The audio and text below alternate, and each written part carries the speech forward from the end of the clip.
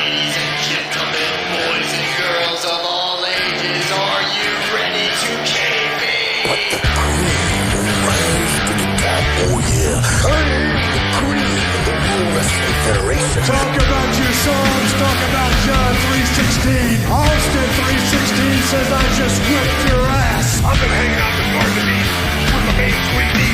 I know 20,000 leagues under the sea. 40 nights and 40 days.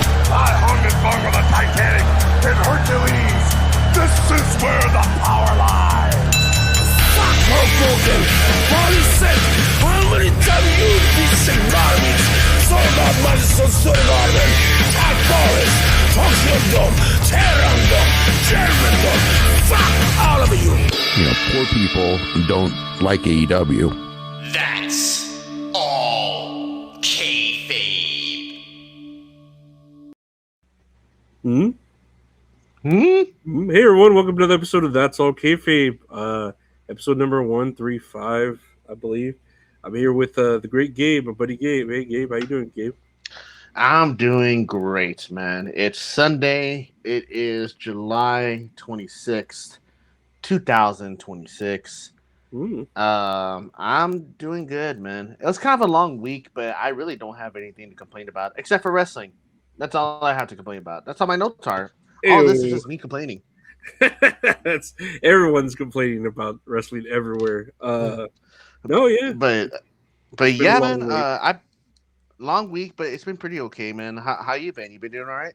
Yeah, not too bad. Just chilling, trying to deal with the heat. What else doing here? Just trying to watch more shit. You know, like I was telling you, watch more TV, watch more movies, watch just random shit. I mean, I've been watching a lot of wrestling too, but just regular shit, just to fucking switch it up. It doesn't matter what, a horror movie, a fucking documentary, just something to fucking change the palette. Get it cleansed. Yeah, man.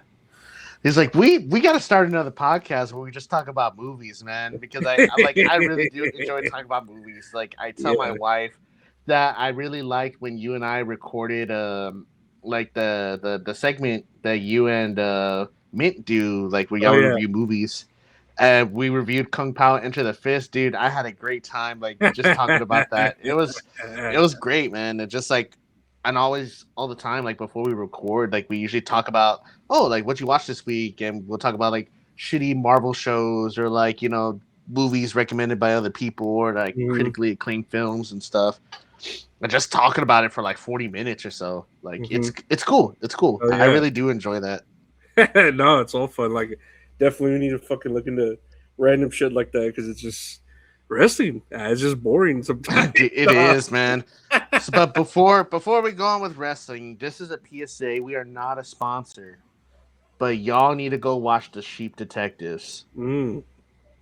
I just saw that last night, and I didn't think I was going to be having such an existential crisis and cry about sheep. It's good, man. I wasn't expecting it to be so fucking good. Like, it's one of those trailers where it's like, like whatever. Like it looks whatever. It looks like a kid's movie.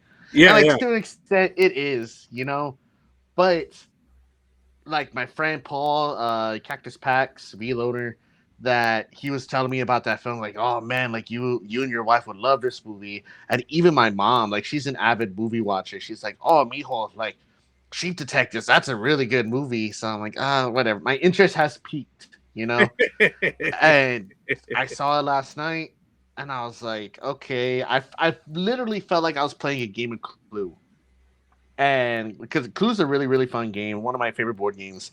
And just like my wife and I are watching it, like, we're playing this and this, and at the end of it, we're just fucking crying. Like, it's great. I want to see it. I was telling you that's on my list definitely, and. I just haven't gone on my way to see it. Maybe I want to watch it with my nieces or something. Because it's a family movie. I mean, I wouldn't mind watching it by myself, but why not watch it with my niece too? She wants to watch it. Heck yeah! But yeah, there's a lot of too. Did you ever go see the Odyssey? Were you gonna go see that next weekend? We're gonna go watch it next weekend.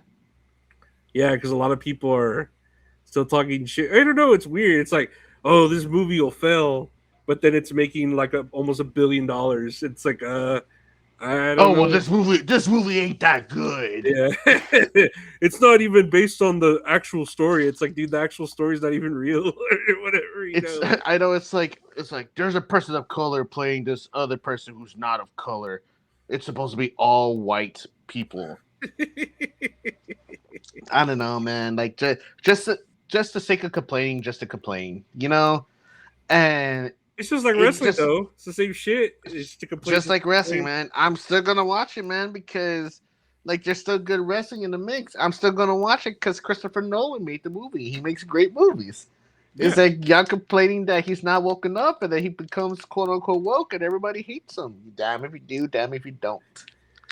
Did you see? They also had, and this is gonna go into wrestling. Believe me, I'm not going anywhere. Did you see the Doomsday trailer? Everyone's like talking about Avengers Doomsday. I did see the Doomsday trailer, and I don't know anything that's happening. Oh like, yeah, you said, did you see a video that was like 45 minutes of Marvel lore that you need to watch before Doomsday or something like that? Yes, it was like something to that extent. It was a TikTok video of, oh, you want to watch Avengers Doomsday, but you haven't watched anything since Avengers Endgame? Here's everything you need to know. Here's the 30 billion other universes that exist in Marvel, but you only want to focus on D37, you know? And like there's 2 sets of Fantastic Fours, so that's Fantastic 8. That doesn't even exist. I just don't know. I'm having an existential crisis, just like when I was watching Sheep Detectives. Well, this clip here that we saw of Thor versus Doctor Doom in Avengers Doomsday, I don't know if you saw this clip here. Go ahead.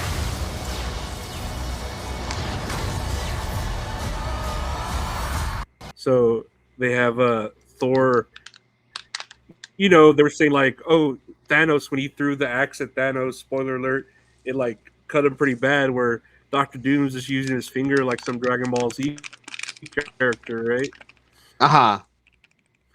And I know people were saying here, oh, here's a meme here. Thor throws Stormbreaker into Thanos' chest. Here's Thor to Doctor Doom.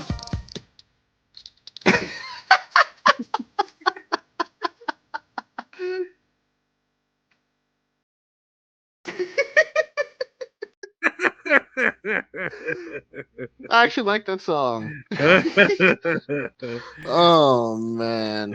I love how this can't escape him. Like what AJ Francis is so lucky that this became the new like guy trying to fly out of the ring and ended up inside of the ring, you know. Well, at least like AJ Francis could clear it sometimes. He just had that one bad botch, you know. Yeah.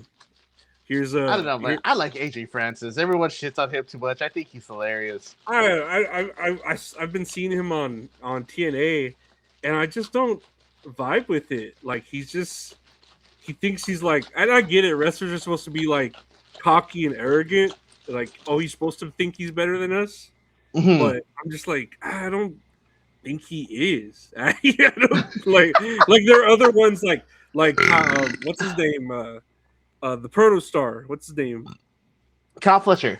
Kyle Fletcher, where he's like, I'm better than you. It's like, fuck, he is better than me. He's fucking he is better than me. He's fucking sky blue. Sky blue. Oh my god. Like, oh yeah. I can believe his arrogance, you know, but I see AJ Francis. I'm like, dude, you're like me. You wear your shirt in the pool when you fucking swim, you know. Hey. It's that easy. Not the shirt in the pool, man. He wears the shirt in the pool. Giving me Vietnam flashbacks of like me when I was a kid. Here's a clip of when Dr. Doom sees Professor X.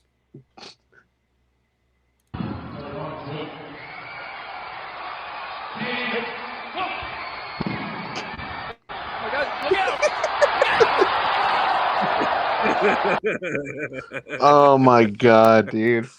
That's so hilarious, man. Was that Zack Ryder, right? That was Zack Ryder. Dang, they're burying him. Shit. Oh man, this whole Zack Ryder era, they're just burying the absolute shit out of him. Poor fucking guy.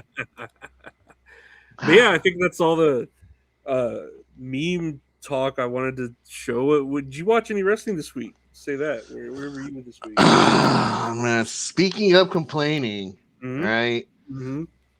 Like I just watched Dynamite, and I enjoyed it for the most part. It was an okay episode. It was decent. I enjoyed last week of Dynamite more because it had Kyle Fletcher versus Commander, which was a fucking phenomenal match. Um, I tried watching Raw, and I stopped halfway through because it was a whole bunch of fucking nothing. It was absolutely nothing. Or it was just filler. Like, it's crazy because this is such a build-up. It's supposed to be the build-up to SummerSlam. Like, Yeah. I'm supposed to be getting excited for SummerSlam. And, like, this episode of Raw was generated by AI because nothing really made sense. Well, there was some stuff that was being progressed, like, storyline-wise. But it's with the bloodline. I don't really care. It's 2026. Did you know that the bloodline has run longer than the NWO? No, I, you know me with my sense of time in wrestling. I'm like, this match is 40 minutes. Oh, it was actually just 8 minutes, Lorenzo. Oh, well, it Dude, felt like it went on forever. yeah, so when I saw that, I was thinking there's no way the bloodline stuff has been going on for that long. It's been going on since 2020, Lorenzo. That's 6 years ago. It's been going on for 6 fucking years. I believe it. I Like, believe it. oh man, that's fucking ridiculous, man. But either way, I just really saw all of Dynamite. I saw parts of Raw. I saw a couple of matches off of Collision, but nothing like really stand out except for like a couple things that are leading to Redemption tonight. Mhm. But yeah, what about yourself? Did you watch any wrestling this week? Yeah, I pretty much watched everything.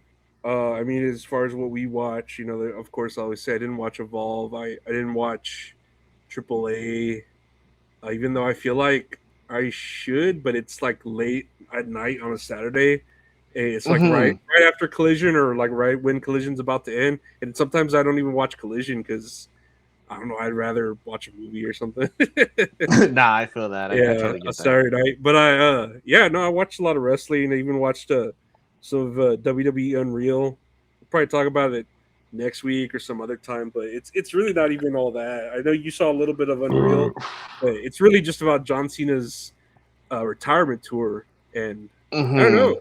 It's just kind of boring. I don't know. It's kind of like this.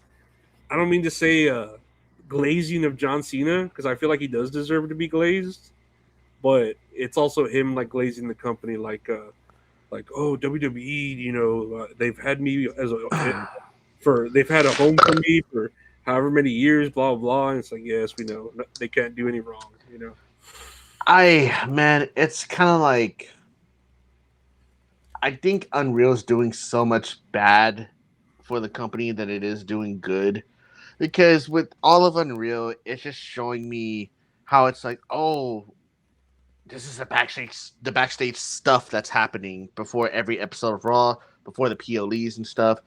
But it's just telling me like that they're just showing the audience that they're bad bookers. Like the shit with Bruce Pritchard and Michael Hayes, they just don't know what the fuck they're doing for most of this stuff. It's like, this is garbage TV, but yet y'all still produce this shit. It Mhm. like this has to be AI generated because there's no believability in any of this. Like, for God's sake, you still got LA Knight fighting with the bloodline. Like, he needs to be in the title picture of some sort. He's been in this weird vortex for how many years already? Like 2 out of the 6 years? I don't know. It's been a very long time though. It's been a very long time. And he's And so like, over organically, and the people like, even though he keeps getting like not pushed, they stay with him. Like every time he comes out, they still cheer him on. Like, and he gets time on TV, but every time he like wins a match, he loses one, and then you think he's going somewhere, and he ends up losing, or he gets caught in, like you said, the bloodline feud. mhm. Yeah, and like some of the matches that they do as well, like to quote unquote build up to SummerSlam, it doesn't make sense either. Or it's like it's pointing out the obvious of like who's gonna win. We'll get to that when we talk about the weekly episodes. But I guess if you want, we can start with Raw first. Yeah, Spoiler alert: there was a whole bunch of fucking nothing. It was just filler. I think I have. There's just a picture here, a random Oh my god. picture. Okay. So I don't even have like notes telling me about what happened on the show. It's more of like basic like generalizations that I observed. Hmm. So there was a whole bunch of nothing, that this was a filler episode, that I was actually surprised that it opened with a match, which was Javon Evans and Dragon Lee versus Braun Breaker and Austin Theory. I don't know who won the match because it just faded away. I don't remember. I don't remember. I The just feel bad for Braun Breaker. the Vision one. That's what I have here. The Vision one. The Vision were beating up Javon and Dragon Lee, and the Alpha Academy came in for the save, and then the bad guys ended up all beating up Alpha Academy and Dragon Lee and Javon, and then Austin Theory was all handsy with Maxine Dupree's ass. That's all I wrote down. Oh yeah, dude, I saw that. He was going fishing. You saw that? Yeah, Jesus Christ. So like that happened. There were 4 Danhausen segments throughout the show. There were no women's matches whatsoever. Women were on the show, but they were not a key part of the show whatsoever. Oh, didn't you text me that? And I was like, well, who do you think's cooking and cleaning in the back? Oh man, you're right. I'm just kidding. No, I mean, come on, come on, dude. And I put that it ends with Bloodline again. That's cool. Whatever. Mm-hmm. But please, if you have anything else, you could help me add to that. What do I have here? I put here that they're keeping up.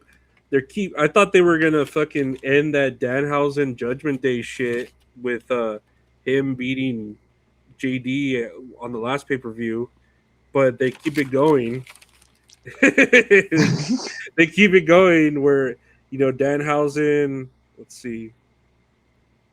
They have a promo with Danhausen, blah blah. They could have had they could have had Liv Morgan building up her match with Io Sky, but no, they have her in segments talking to the Danhausen. Mm-hmm. Joe Henry helps Danhausen backstage. They were arguing with JD McDonough, and they throw a bag of fake money, and he throws it, and it hits Obafemi, and that's what makes that JD McDonough versus Obafemi match later on. Yeah, where Obafemi wins really easily, as he should. Then they announced Darius Rucker is going to perform the national anthem at SummerSlam, so that's something, I guess. Darius Rucker? I didn't even know he was still around. That's kind of yeah.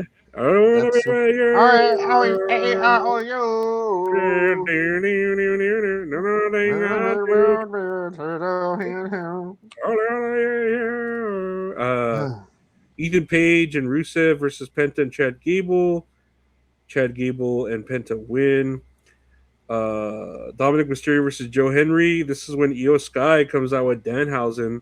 And I'm like, oh, look, they have a woman coming out. And she's finally building up. This is how they build up Io Sky and Liv Morgan for SummerSlam.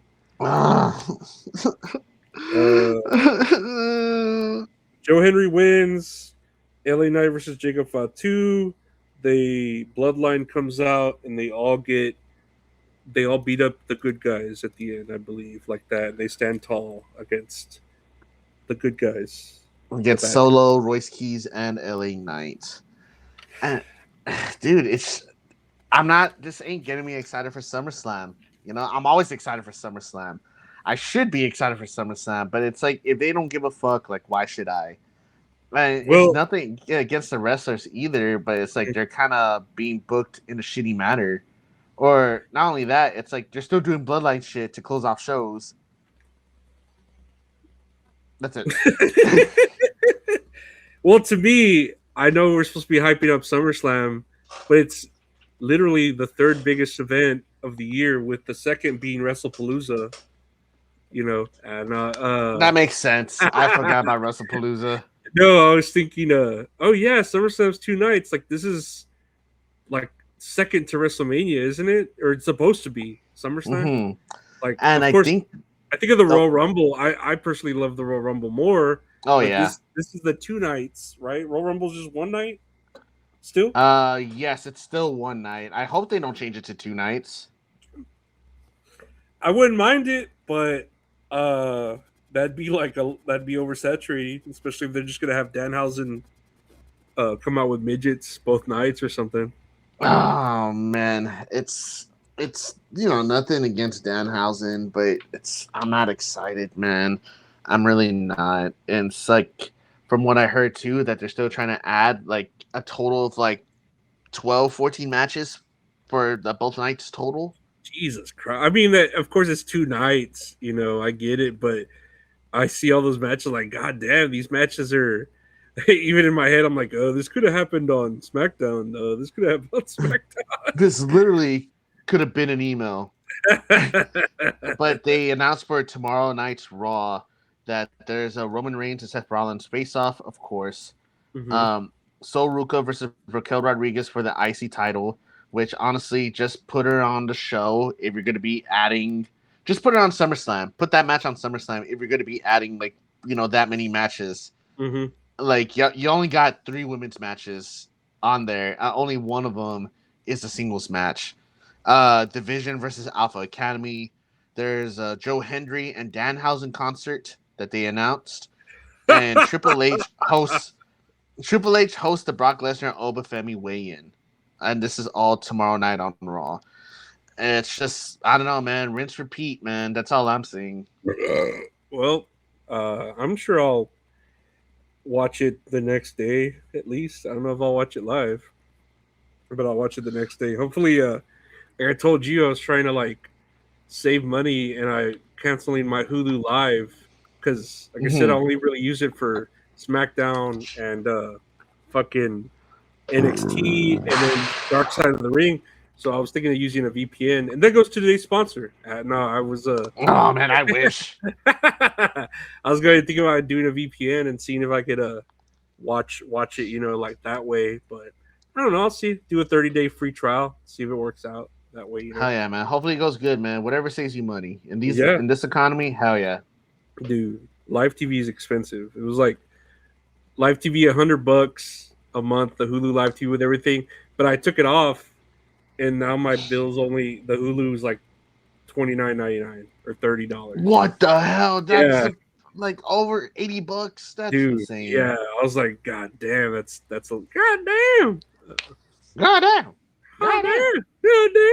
NXT. Did you watch NXT? I did not watch NXT this week, sadly. I did. NXT Saquon Sugars, Noam Dar, and Romeo Moreno versus Dark State. I wrote good match. It must have been a good match if I wrote down good match. That's the words. Yeah, it must have been.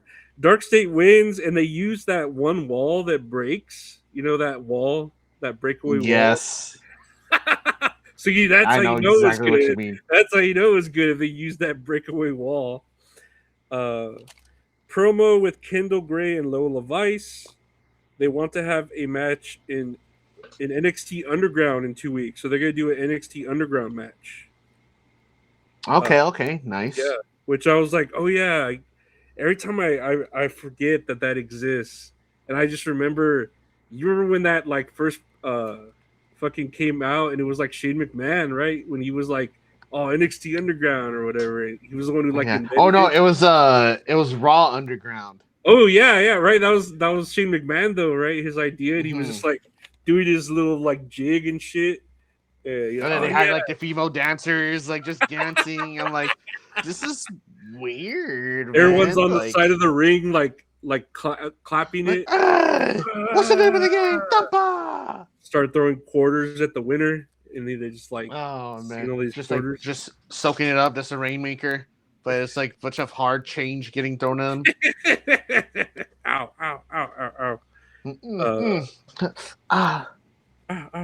I put here there was a promo with Tony D'Angelo, and he gets a gift, and it's a gift with Japanese writing, and I'm like, who could that be from? Noam Dar. I was like, who would give him a gift and it's Japanese? I have no idea. It's just another contract that burns him in his face again. That's the second time. It's some sheep detective shit. I was imagine. I have to Oh figure out man, who the fuck could be talking to God, him. That's I don't know, Japanese. man. But once you find out, let me know. Yeah. No, that'll go on like who stole Vince McMahon's egg? Who stole my egg? My golden egg. Oh my, you reminded me of all the shit of why I hate watching wrestling. I got we talk shit about wrestling, but it's like it was worse at a certain point. But it's just funny. Oh, it absolutely was, man. I can't believe I survived all that shit. Next match: Hank Walker versus Keanu Carver. Keanu Carver wins. Shiloh Hill promo where he's buying a tooth from Danhausen. Next match: Natty versus Jada Parker. Jada had Natty in a sharpshooter. Natty's girls like had a towel, and it looks like it got thrown in, so it looks like she quit, but she didn't, because it was actually Thea Hill who was outside, and she was like against Natty, and so she threw in the towel to make Natty give up, and she was like, "Hey, I did that," I don't know. Huh? So I Okay. think they're building up a Thea Hill versus Natty type feud or something. That'd be cool. I like the hell. I like Thea Hill. Next, Nico Vance versus Sean Spears. Sean Spears wins by DQ with the old Eddie Guerrero chair shot hit trick. Nice. Next match, Skylar Ray versus the debut of Reina Vulcan, where Vulcan Oh wins. my god, dude, she looks so fine, bro. Her finishing moves like a torture rack, where she gets them like that. Yeah, and just squeezes them. like Lex Luger. Like, Yeah. it looks all like, badass, dude. Hell yeah. It looks cool, but I'm like, I'll wait till you get Nia Jax facing Nia Jax in the ring. She just lifts her up and like just snaps her in half. Main event: Tony D'Angelo versus that Japanese dude, Naraku, in a Japanese championship street fight. No DQ. I think it was for the belt. Tony D'Angelo wins. And then at the end of the night, right before the end, who shows up? I have a picture here. Who? Mike Santana shows up and locks eyes with Mike Santana. No, I put Mike Santana locks eyes with Mike Santana. He locks eyes with Tony D'Angelo, and TNA tweeted out here, "Congratulations to Santana on his monumental debut on last night's WWE NXT." So debut, but like, isn't it like I a don't debut know. when they first show up? I don't know what's. I the don't debut know. anymore. I don't know if he's signed, if now he's officially signed with NXT or WWE, Mm-hmm. or if he's just like, I don't know. And I remember seeing a clip of this too. That I don't know if you noticed, but Big Joseph and Booker T weren't calling him by his name. They didn't even mention a name. So there's like an idea going around that he'd probably change his name too. Which honestly, I think that would be kind of stupid. Because Yeah, like he already wrestled there as Santana. Like what's the danger of that happening? It's like Joe Hendry kept his name, Samoa Joe kept his name, Adam Cole kept his name. Like just let Santana keep his name. It just sounds badass by itself. yeah. I don't see any reason. I mean, he's already been there as Mike Santana with the invasion storylines or whatever and all that shit. Like, I don't see why you wouldn't just let him keep his name. It's not even a bad name. It's his name, right? I imagine it's his actual name. It's like Voldemort. You can't say it out loud. Like, shut up, man. Shut up. Dude, it's not like I wrote down a fucking Liv Morgan's real name. Was this like, it's like Giano Daddio or something? Like Gianna Daddio? Something like that. I forgot what it is. Very, very New Jersey. Yeah, I was just like, what the fuck? Like, how the fuck do you get Liv Morgan out of that? But the same with like Seth Rollins, right? His name's like Colby Rodriguez or some shit. Yeah, Colby Jack Lopez. I'm just kidding. I don't know if it's Jack. Colby Lopez. I think that's his real name. It's like, oh, Seth Rollins. What the fuck? How do you get a name like? All right, whatever. Name generators, right? Oh man, it's great. It's great. Next is what? Dynamite? You say you watched Dynamite? I did watch Dynamite. So the first match that opened up was Kevin Knight versus Darby Allin for the TNT Championship. Kevin Knight picks up the win, defeating Darby Allin, and then it leads into the next match. But before that, Kevin Knight does give a promo talking about how he's going to defend, or no, he's going to fight Kenny Omega at Redemption, and that if he wins, he's going to relinquish. I think he said he'll relinquish his championship, his TNT championship for whoever, and the whole Don Callis family's out with him, and he kind of makes points towards Kyle Fletcher talking about, I could do this by myself, or I have more title defenses than you have when you were champion. Rubs Kyle Fletcher the wrong way, so he says with this match against Bandito at Redemption, he doesn't want any of the Don Callis family at ringside, and then for their next match, he doesn't want anybody at ringside from the Don Callis family, which does lead into the next match, which is Okada and Kyle Fletcher versus Brodito. Fucking dude, just a good fucking match, dude. All these guys are amazing wrestlers, and it was a really good match. Bandito ends up pinning Kyle Fletcher because Okada accidentally hits Kyle Fletcher with the Rainmaker, and they were able to capitalize on that. And it just shows Okada just sitting down, just staring. Oh, isn't he like, I'm so sorry. I'm so sorry. Yeah. And then he turns around, he's like all mad or some shit. Yeah, I'm sorry. I'm so sorry. He turns around.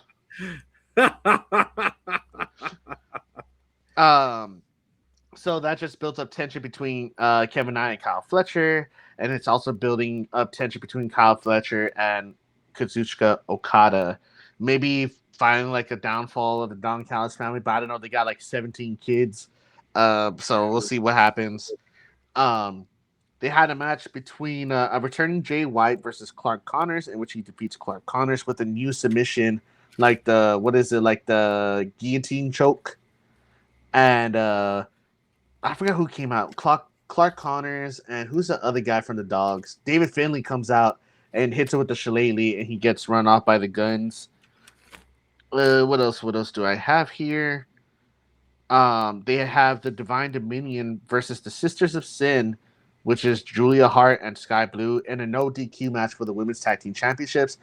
Actually, a good match. I wrote down this match sucked. I actually wrote that down. This match sucked. I liked it, but it's like the one thing that rubs me the wrong way is that Megan Bayne is still doing that stupid shit where she throws the chair in your face.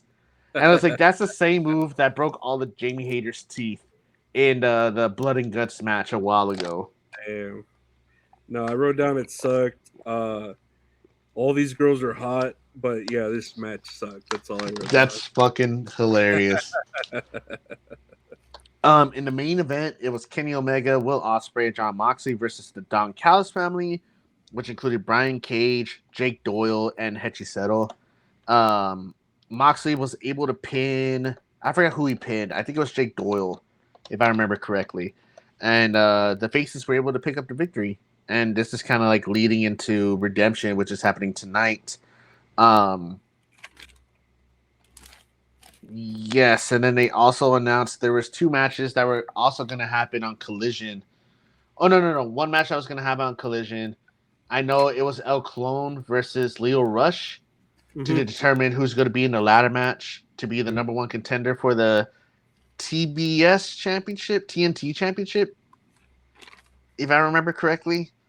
And somebody else was in it. Son of a gun, I don't remember. I have Collision. I know I watched Collision. I wrote it down. Okay. I don't have anything else for Dynamite. Did you have anything else? There was a point where Mick Foley came out in a Santa Claus shirt, and there was a Thekla and Willow face-off. Apparently, Thekla and the Sisters of Sin are the Stardom Trios champions. And Thekla's like, oh yeah, look at this. Thekla 2 belts. I like the sound of Thekla 2 belts. And I'm just like, why is everyone obsessed with just getting 2 belts? I wrote that down. Like, everyone's talking about, man, my insert wrestler's name, 2 belts sound good. 2 belts sound good. Oh, like Kevin Knight. Kevin Knight, fucking Mercedes Moné. Even Tiffany Stratton at some point, I saw like SmackDown. She was like, Tiffy 2 belts sound good. I don't know what she was trying to go for. It was like, what? because she has the United States champion, and I think she wants to like get the other championship too from the ladder match for the number one contender shit at fucking Tiffy 2 belts sound good. I'm like, dude, like y'all don't need 2 belts. Jesus Christ. Man, they sure don't. They sure No. don't. But what do I know? I'm just a fan. I don't know. I mean, they're still hot. I put like Thekla is fucking great. I just like her character. Her, I don't know. She's just good. She's like It's just like I like her character drunk. I just like her like raunchy, drunk lesbian character or whatever she's going. Oh, dude, it's hilarious, man. I like it. It's funny. It's good. It's good. I think that's all I had for it here. Let's see, do you have anything for TNA? TNA, I do. Let me see if I have a graphic for TNA. Do I? I think I do. Do. Oh yeah, this was TNA. The beginning opens up with Elijah, and he has his guitar, and he starts doing the Seven Nation Army theme on his guitar, and I'm like, yeah, that's the easiest way to like rile up a crowd is to go. Oh my god, I hate that song. I love the song, but like, I swear, like you see it like in every crowd, everyone likes humming that same beat. It's like, dude, like it's a good song, but it's not. It doesn't need to be at a soccer field, at a baseball field, at a concert, probably even at church. I wouldn't doubt it. The first match, Elijah and Moose versus AJ Francis and Frankie Kazarian. This was a quick ass match. AJ Francis pins Elijah. Next match, a knockouts tournament. Champion Elena Black versus Wendy Chu. It's that knockouts tournament to see who gets the TNA TV Knockouts Women's Champ. It went the 10-minute time limit, so they were both eliminated. Whoa. That's what happened, apparently. I was like, oh, okay. Next match, which was this match, the Hardys versus the Righteous in a Righteous deletion match at the Hardy compound. And this was basically like a cinematic match, kind of like a fucking AJ Styles and Undertaker style. Yeah. And it was just like it was a weird match. Like I wrote down kind of what they did, but it was like they were like on the Hardy compound fighting, and then they teleported to a ring in a warehouse, and then they were like in a pool, and then in a lake, and Jeff Hardy is like the Antichrist, and they end up like fighting each other with fireworks. Oh my god! All this like random shit happens, and then fucking the ending splash. It was like a bulldozer, and they had tables for some reason. They put the Righteous on there, and Jeff Hardy did a fucking swanton bomb off of a bulldozer onto the tables, and they pinned him 1, 2, 3. That was it. Man, I'll always remember when the final deletion first happened, and it was, golly, dude, this is like the peak of Broken Matt Hardy.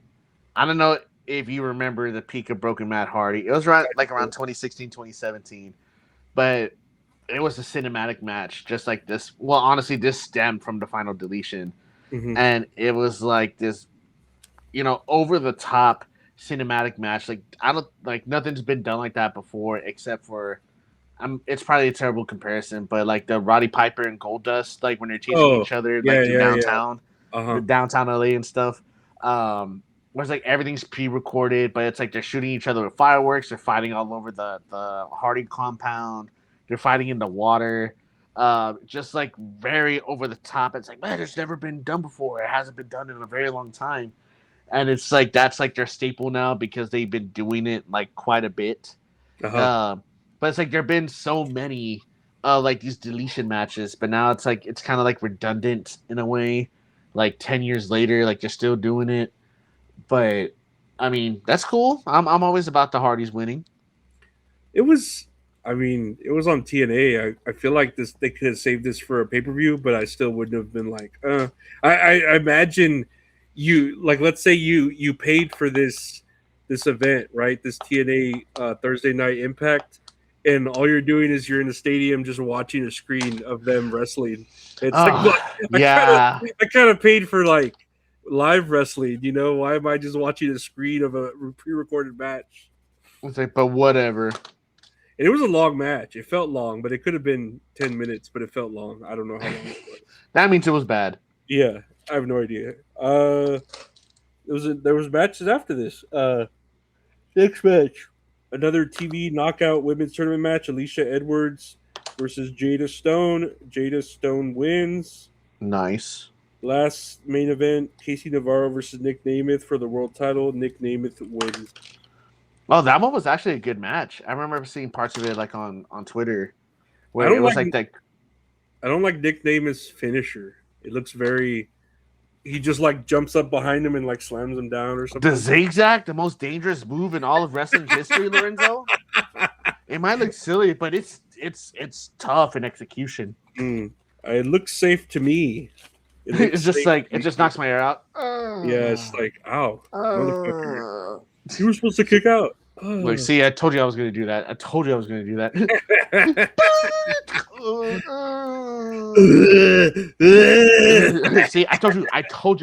that. That was it though. SmackDown. Yeah, SmackDown. A couple notes that I have here for SmackDown. I put Nick Aldis, Gunther, and Adam Pearce on the ring for a segment because they're signing the contract for the match between Nick Aldis and Gunther. Aldis officially steps down as general manager, and he gets put through the table. What are your expectations for this match? Are you like in the middle? Are you excited for it? I like Nick Aldis, but I'm kind of just like, whatever. I like Nick Aldis, but I'm just wondering why they're having Gunther do these matches where it's like, oh, wrestle Pat McAfee, oh, wrestle this other person that's like not really a wrestler. What was the last match? You know, like he's just wrestling all these people that don't really like wrestle. You know? Yeah, I'm trying to remember who he wrestled last. Oh, Sami Zayn and Cody Rhodes. Yeah, but like really like a big feud. I just feel like he hasn't, you know. And then every match he seems to, like, if he doesn't lose fair, he like loses because of some shenanigans, or he doesn't get pinned. It's like someone else, you know. Yeah, I get it. They don't want to bury him, but it's like they don't want to put the belt on him or make him this dominant thing. They're just like keeping him on the back burner, just like warm, you know. He should be in that main event picture. Just take place of the other four, you know, the main four that are always in the title pictures. But I don't know. What do I fucking know? They had it was a match between was it Paige and Fallon Henley? They wrestled each other. Lena Reed and Brie Bella. The other two. Lena Reed and Brie Bella, they had a match. Mm-hmm. And then Fatal Attraction go in to attack Brie Bella and Paige, but Nikki Bella comes out and makes a save. So then they announce a 6-woman tag match for SummerSlam. Nikki and Brie Bella and Paige versus Fatal Attraction. Fatal Influence. Fatal Attractions with Mandy Rose, right? Nice. Fatal Influence. I wrote it down somewhere on Collision. Tony Schiavone, you know, what are their names? Lethal. You remember Twist? The tag team Twist. Oh my God, who was in it? I don't remember, but it sounds very familiar. Twist. So I forget. It's a white guy and a black guy, right? I think, or a white colored black guy, whatever. Mm-hmm. They're managed by Jay Lethal, but Tony Schiavone called them fucking Swirl. It just cracked me up. It was like, oh, look at Swirl, and I was like, ugh, what are you into? Shut up, Tony. Go chill out. We need to check your hard drive, you sick fuck. You fucking bad. You son of a bitch. They had qualifying matches for the women's ladder match. Charlotte Flair defeats Nia Jax, so she moves on to partake in the ladder match. She didn't And then defeat her. She didn't defeat her. Charlotte Flair got DQ'd. Oh Or my no, god. Did she Nia really? Nia Jax got DQ'd because because Nia Jax faced someone last week, and Charlotte Flair came out and hit them, so Nia Jax got DQ'd. It was like reverse. So she faced Charlotte Flair, but then Jade Cargill or Meechin or BFAB came out, hit Charlotte Flair, and so now Nia Jax is DQ'd again. So that's why she moved on. It was the same like match as last week, sort of. Dude, that sucks. That sucks. Mm-hmm. Oh my god. But Chelsea Green defeats Kiana James. She moves on to be in the ladder match. Oh, my heart. And I know you're heartbroken. I put here Lorenzo is heartbroken because Kiana James loses. So hot. And I mean I love Chelsea Green too, but I was like, this is a no-win situation for me to have these two girls facing each other. So they have Chelsea Green, Charlotte Flair, Tiffany Stratton, Jade Cargill, and one more person is supposed to be added into the match. And I think I just read right now that more than likely they're going to announce Julia versus Lash Legend to be in that match. And I would love Julia to be in the match. But I don't know what they're going to do at this point. I feel like Nia Jax is going to try to find her way back into this ladder match, if you ask me. But it's like, I don't know. I have notes talking about SummerSlam. Well, I'll talk about my fucking gripe with that when we talk about SummerSlam. But in the main event, I think this was the main event. Finn Balor versus Royce Keys versus Damian Priest versus LA Knight? No, Trick Williams. Trick Williams. Was it Trick Williams? Yeah. Trick Williams. So it wasn't LA Knight. Trick. LA Knight's is he just exclusively Raw? Dude, I don't know. Everything's such a blur. Because LA Knight's doing that bloodline bullshit. He's stuck in that yeah. Shit. He wouldn't be doing this now. So Trick Williams, Damian Priest, Royce Keys, and Finn Balor. That sounds better, right? Yeah. The winner goes on to fight Sami Zayn at SummerSlam, and the winner of that match gets a number one contender shot at the WWE Championship, right? Mm-hmm. And it's like with all this, I feel like this is what I was talking about. Like my main gripe with this match was it's kind of obvious what they're trying to do here, because I feel like obviously it was going to go to Finn Balor, right? Royce Keys already has this match with the 6-man tag, the Bloodline. Trick Williams has this match with Baron Corbin. Damian Priest, I don't think they're gonna have him in like a title match or like in a championship opportunity match at SummerSlam. Especially he is tag champion though, right? He is currently the tag champion. Yeah, with R-Truth, but R-Truth is still injured, no? Probably. I don't recall. See, it's like they should relinquish those belts because they haven't been defending them, but I don't fucking know. But luckily, thankfully, Finn Balor picks up the win, and he's going on to fight Sami Zayn at SummerSlam. Honestly, that's probably one of the matches I'm very excited for at SummerSlam. I'm so glad Finn Balor's back up on the rise. You know, I can't wait to see Sami Zayn and his underdog fight back that we love so much. Oh, Lord, Jesus Christ. I want to see him do that underdog shit, and then Finn Balor like be laying on the ground, and then you hear the heartbeat. Oh, and Finn Balor and Sami Zayn just fucking gets all scared and shit, you know? Oh my god, man! But what pissed me off about this, and not necessarily the match, but kind of what you were saying at the beginning, where you were like you weren't sure who was in it, and you're like, I kind of already know what's gonna happen because of this, and this. I'm annoyed that they didn't put Carmelo Hayes in this match, even if he wasn't gonna win. Like at least give him a chance to fucking see if he at least compete, you know? Or not even that, if he did win, like Carmelo Hayes versus Sami Zayn, it's different, you know? Dude. Like you really see it. I'm happy with. I'm glad Finn Balor won. It is different, but why couldn't you at least have Carmelo Hayes in the match, even if he wasn't gonna win? You know, like you were just pushing the shit out of him, and then now like he went the same way as Dragunov or whatever. Oh my god, where's Dragunov at, man? They were kicking ass, and now they're not doing anything with him. Yeah, dude, they were on fire. Like even, since the fucking Rumble. I didn't even care if it was like the same them fighting next week and then the week after and then the week after. Like they were good fucking matches. And they were good fucking matches. They're like, no, we're okay. We'll just have 40 minutes of talking. You know, that takes up like half of the show. And that's like I was watching a clip of Solo Sikoa talking to Seth Rollins, right? Because I think he talked to him this past Monday, like saying like, oh, you know, you need our help, whatever, blah, blah, blah.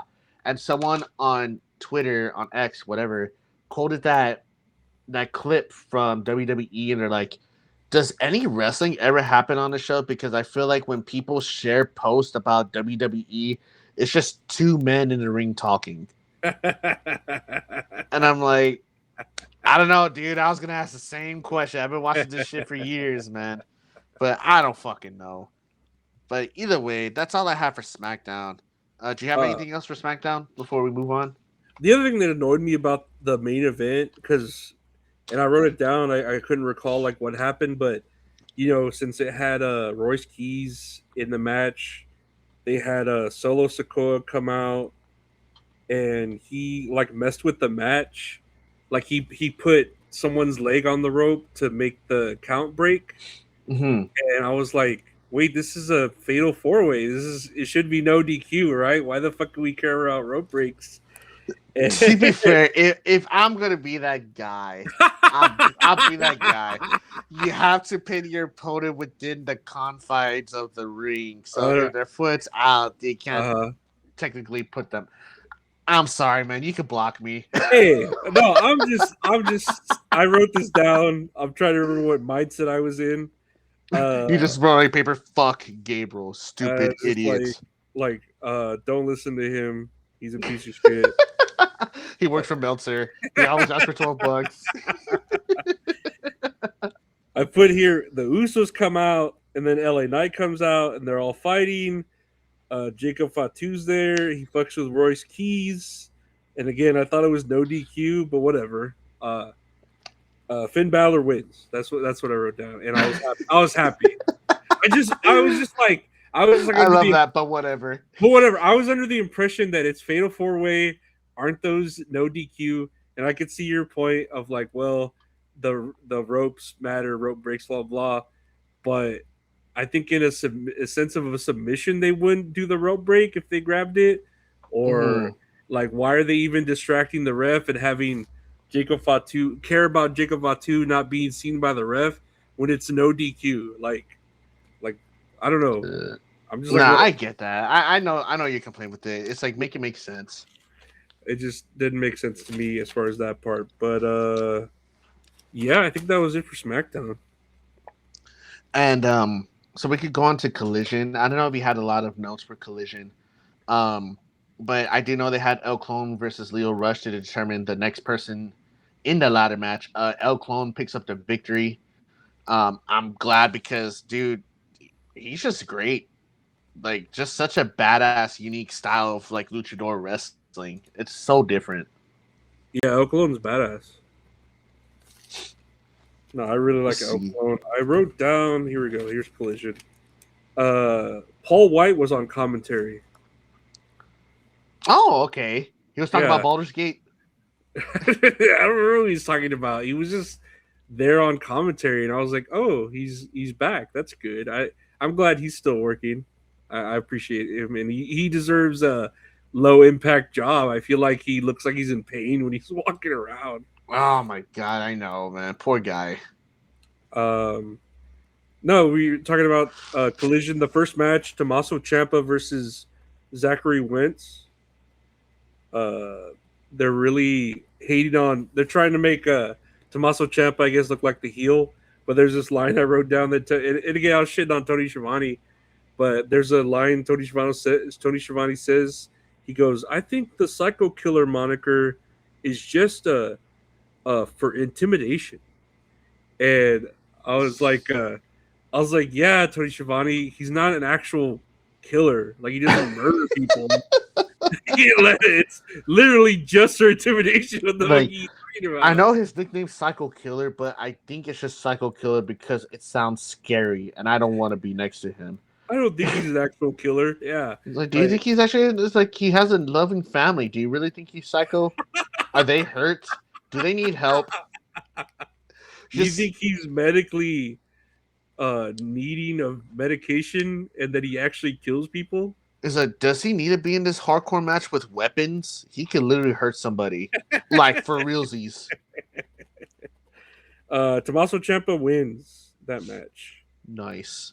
Next match, Young Bucks versus Daniel Garcia and Wheeler Yuta. The Young Bucks win. I don't know. I started to get tired of Young Bucks matches because I saw that one and I was all like, wow, that was cool. And that's it. Yeah, it's just like you seen one, you seen them all. Yeah, pretty much. And then the Wheeler Yuta is like, oh fuck Wheeler Yuta. Next match, Persephone versus a jobber. Look, it just even says there Persephone in action. They don't even have fucking who she faced. Oh, poor thing. She won with like a razor's edge, right? Kind of. I don't even remember. I was staring at her ass the whole time. I don't even remember how she won. Persephone's fucking. She's hot, dude. I'm like, oh, she's hot. Next match, Jay Lethal and Twist, which they called the Lethal Twist, versus Skyflight. So it was a 6-man tag. Jay Lethal won, or the Lethal Twist won. Nice. Ladder match qualifier for Redemption. For a shot at the international title. That's what the international. Yes. Yeah, I knew it was Nick Wayne versus AR Fox.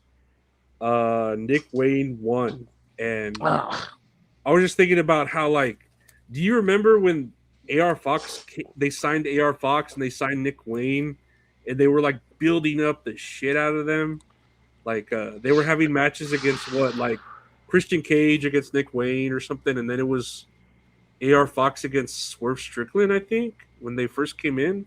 Mm-hmm. Yeah, and I just thought they were like badass, but now they're just like, oh, we forgot it. Like, they don't know. They start pushing people, and if they don't like catch real quick, they just like put them to the B show or Collision or fucking Ring of Honor or something, you know? dude. Yeah, and AR Fox has such a unique offense, man. Like, he's doing shit you only see in like create a wrestler, like in 2K. And Nick Wayne's mom is hot, dude. Yeah, they didn't even have her come out. I was pissed off, but it was a good match. It was a good match. That's what I said. But they had Persephone, so I was happy. Hell yeah. So Nick Wayne picks up the victory here. El Clone picks up the victory over Leo Rush. And also on the show, that Speedball Mike Bailey, he announced that he was going to be in the ladder match as well. So if I remember, it's El Clone, Nick Wayne, the Beast Mortos, Jungle Jack Perry, Commander, and there's one other person. Fuck. Oh my god. I have. All right, let me read it out. Nick Wayne, Jack Perry, Speedball, Beast Mortos, El Clone, and Commander. That's 6. 6-way. Yeah, I don't think that was it. I mean, they could fucking last minute throw anyone else in the fucking match because it's Tony Khan. You don't give a fuck. I bet you anything they're gonna add like 2 more people. by tonight, they're gonna add 2 more people. I hope it's fucking Big Boom, fucking AJ. Dude, I know. I hope it's Big Boom AJ. And the other one is the mascot Coconut Water. Because why not? Fuck it. Why not, man? Why not? Give me that $40. Make it worth that $39.99 bullshit. I think the main event was Maya World and Willow Nightingale versus Hikaru Shida and Thekla. Mm-hmm. And Hikaru Shida and Thekla won. What's that other one right there underneath the main event? It's the Conglomeration versus Dalton Castle and the Outrunners. It was a trios championship match. The Conglomeration versus the Outrunners at Dalton Castle. Did you remember when they were building up the shit out of the Outrunners too? Dude, you son of a bitch! Yeah, dude, they were all pushed and they were dude. all hyped with them, and now they're just like in the background, just like NPCs, you know? Because they need more time for Orange Cassidy and Darby Allin. That's why. Hey, Darby Allin though, he it's not that he isn't, it's the same shit, but he at least goes out there and gets thrown for the love of the game, you know, like you kind of, it's like a train wreck. Like you watch it just to see like, oh man, he's gonna fucking get hurt, and then every time he kind of fulfills that expectation, which I feel bad for him, but he always like manages to get thrown in a fucking weird way every match uniquely, where it's like, oh, that looked like that fucking hurt. Like, Yep. It at looks least terrible. different, you know, like compared to like Orange Cassidy, who comes out and he had a spot where like he was on the top rope and he was gonna do an elbow, and then he like goes down to the second rope, and then he goes down to the bottom rope, and he goes or some shit, you know. Oh! I want to see the day where they say, "Oh man, John or Orange Cassidy's been injured." It's an Orange Orange he Cassidy is do? not safe. Like, what did he fucking do to get injured? He's just like all fucking casted up or some shit. He just fucking stretched strong and he pulled his back. He didn't sleep for 8 hours. His neck. Oh man, he slept for 7.5. Now his sleep rotations, his REM's all fucked up. He slept on his hand. He's trying to hold up his thumb. Oh, it's just all dead weight. Up. It's just casted up his thumb. Oh my god! But yeah, that was a Collision, right? Yeah, and that's building up to Redemption, which is today as we record Sunday. Dude, I haven't heard that Icy Man in like a month. That's crazy. All this stupid construction. I was like, I don't know, the way I was hearing that, I was like, is that outside my house? It just felt like, I know. It's like, let me pause it. I'm gonna go buy some ice cream real quick. Yeah. No, for sure. Yeah, that was it for that. And Redemption is today at 6 p.m. I think it's 7. Is it 7 Central or 7 ET? 7 Central. Oh yeah, it's 7. Huh. Then they must have like a 2-hour pre-show, right? Because I think the pre-show starts at like 5. Damn, 2-hour pre-show for Redemption? I think so. Let me see. Do I have a fucking picture? AEW Redemption. Does it have the time on there? Look. Here. Oh, yes. I have one right here. I'll send it to you real quick. Here. It says here 7 p.m. Yeah. 7 p.m. ET. So yeah, it's 6 p.m. Central. Oh, okay, at 6. Huh. Oh yeah, because it's in Canada, right? Like they're an hour ahead. Ah, yeah.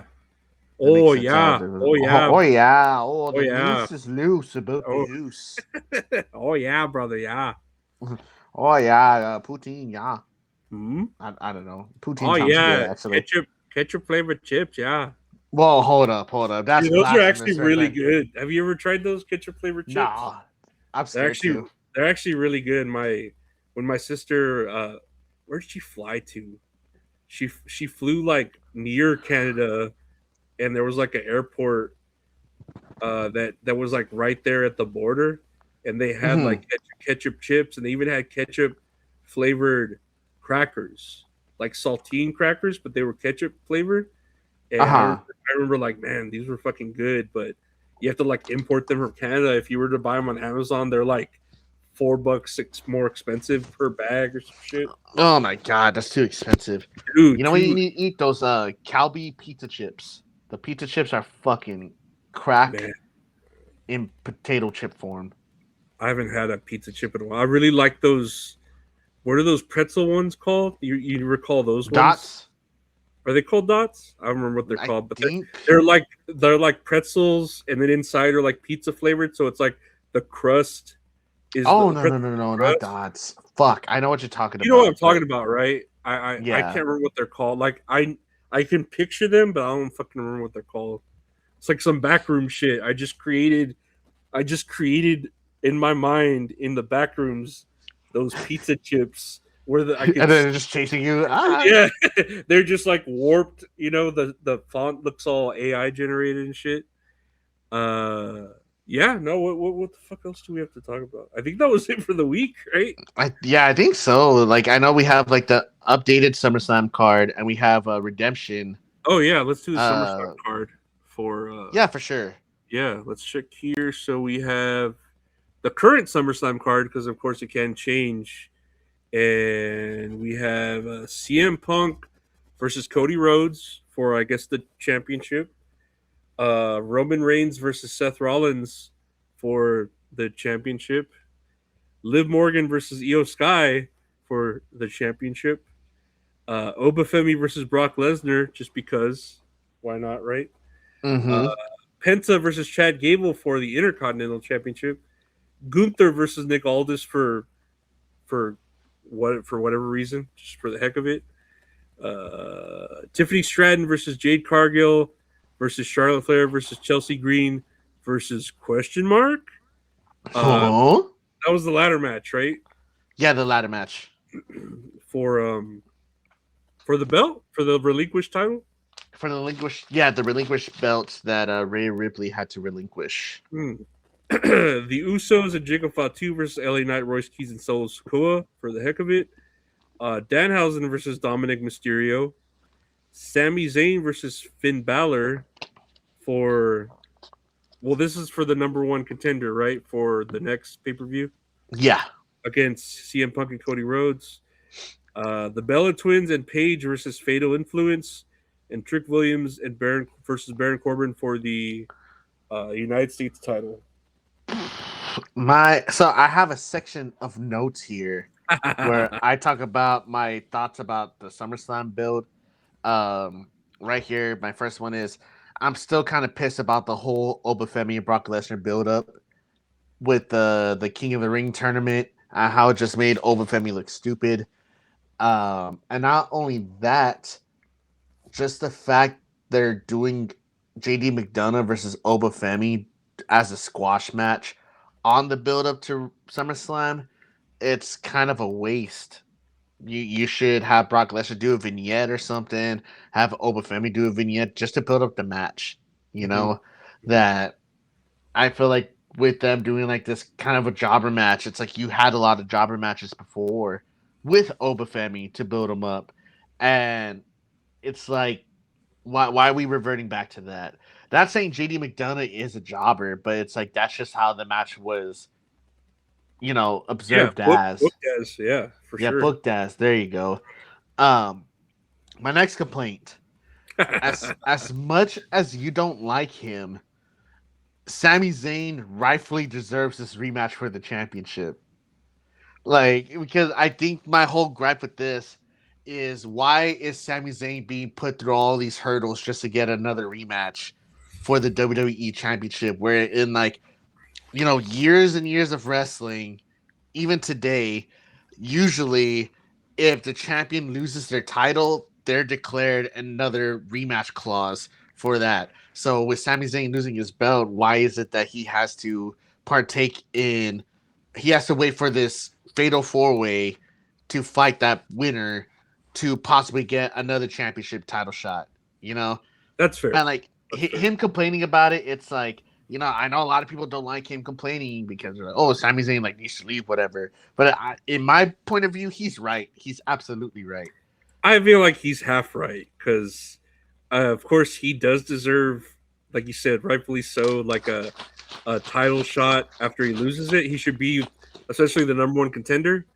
But when he was saying like, "Oh, they screwed me because CM Punk was shot to the front of the line," it's like, well, why did you lose to CM Punk? That's the way I look at it. It's like, well, if you had just No, yeah.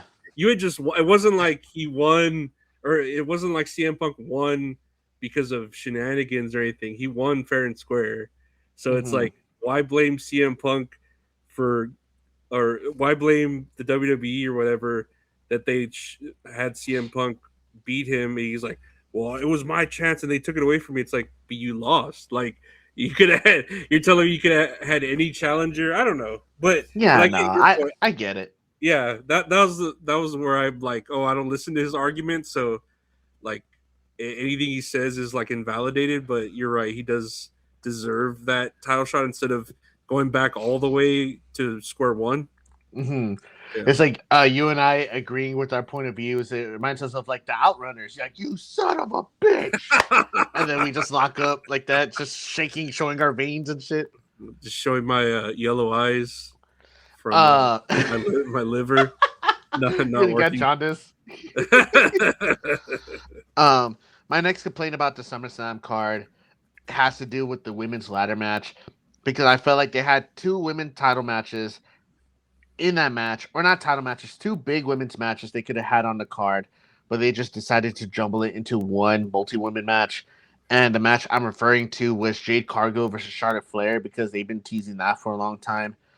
And even though she's not part of the match, or at least, as of now, it might change, Blake Monroe versus Tiffany Stratton, where I know they were trying to like tease that for a little bit, but for some reason they moved to like Blake Monroe attacking Candice LeRae. And I love Candice LeRae, but she hasn't wrestled in a very long time.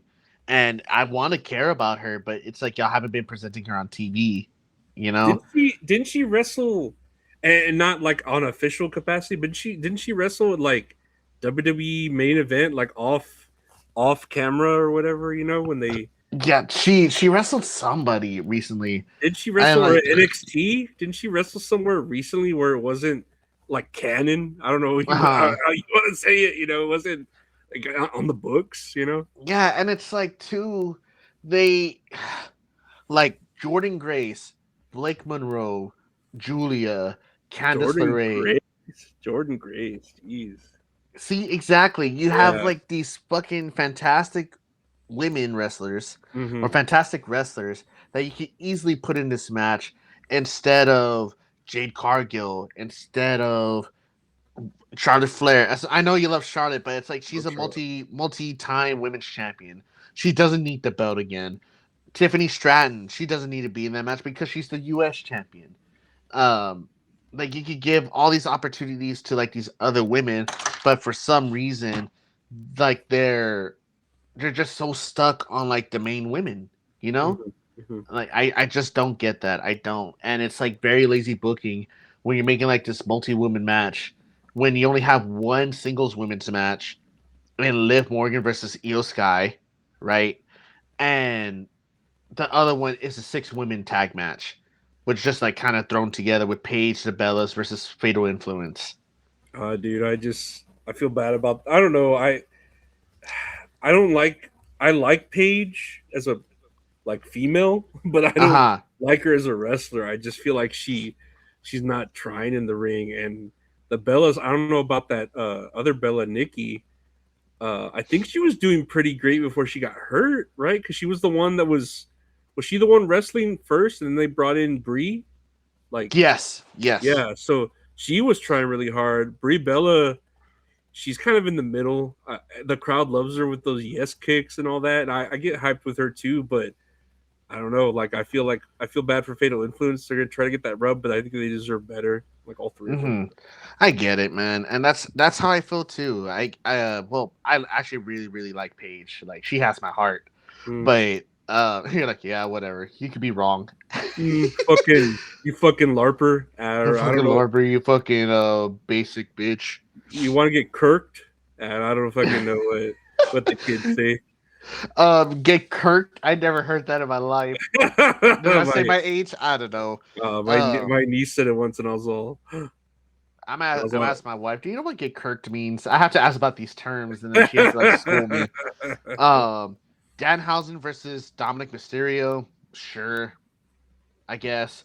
Sure. But it's like they had such an oversaturation of Danhausen on this whole week on everything. Where I'm like, does this really need to be a blow-off match at SummerSlam? If you wanted to have more matches, have more women's matches, like that could just happen on Raw or SmackDown, whatever. And my last thing is, I don't understand why Baron Corbin is getting a title shot while Carmelo Hayes is literally right there. I guess Baron Corbin got the lucky gimmick back, man, because he was given a title shot right away. It's the same thing with CM Punk, like how he got his belt back.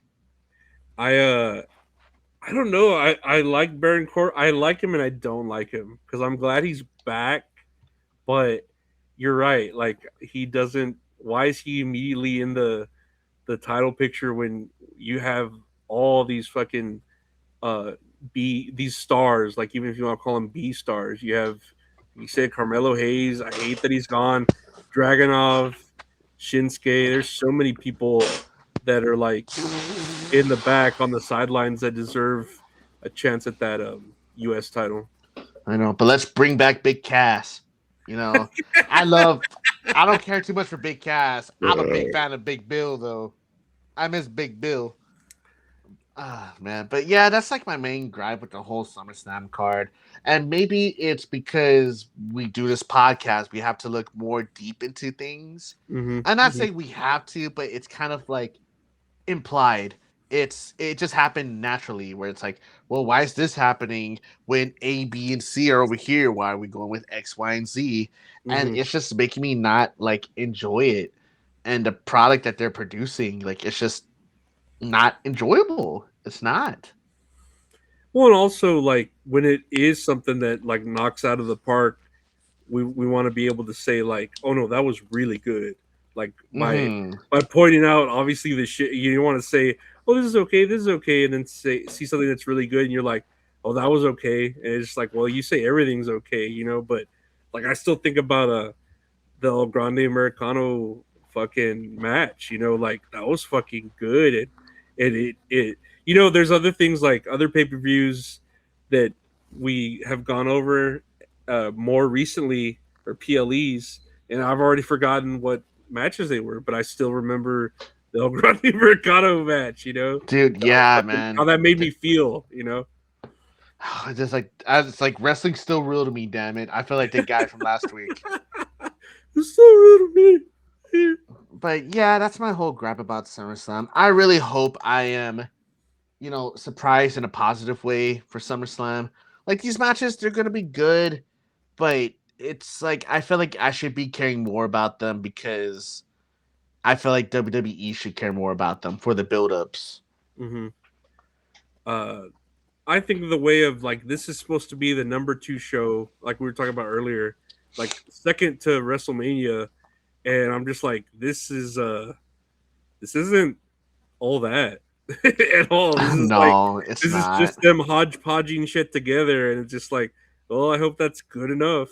You know, that's pretty much it. Last minute, like like you said, I have to turn in something by the weekend. Let me just chat GPT a paper and then write in my own words and then submit it. Yep. Exactly, man. And it's, how do you say, like they had all this time to like decide whether or not Rhea Ripley is going to be at SummerSlam, but they waited to the last possible minute, and then it's like, well, we got to book a ladder match. Let's book these matches to determine contenders. Like it's just like lazy booking. Oh well, I mean, I'll still watch it because it's something to do. When is it? Oh no, weekend? yeah, next weekend, right? Yeah, next weekend already. Son of a bitch. So next, we'll see how we're gonna record it next week. Like it's gonna be hectic. Well, not hectic, but we'll figure it out. Oh yeah, definitely. We'll see, but I'll watch it. It'll be fun. It'll be something to watch. What do you have next? Redemption, right? The card for Redemption. Yes, we sure do. Let's see, which is tonight as we're recording this. We already kind of looked at the picture of it. Tonight at 6 p.m. Central, because it's in Canada, let me see. Canada, See the card I guess we could go like one by one, like the matches, and we'll give our predictions on who we want to win the match. If you're cool with that. Yeah. Hell yeah. So like with the main event, it's Kenny Omega versus Kevin Knight for the AEW World Championship. Obviously, I think Kenny Omega is going to retain it because I still feel like they're going to do Kenny Omega versus Will Ospreay at All In. They're really building up to something like that, and I liked Kevin Knight, him as a heel. I just like with the Don Callis family, it really sucked all the wind out of me, out of the cell, where it sucked all the wind out of us, and it exerted out of Don Callis' mouth that shot his tooth out. He needs to see Danhausen for a fucking new tooth. Oh my god! Fuck Don Callis. You know, just put Danhausen on the AEW show too. Just have him everywhere. Like he's just like so like put him in the new Smash Brothers too. Why not? I know, man. Give him that Smash Bros invitation, man. Give him the brown note. Who's been invited is joining the fray, and it's just Danhausen.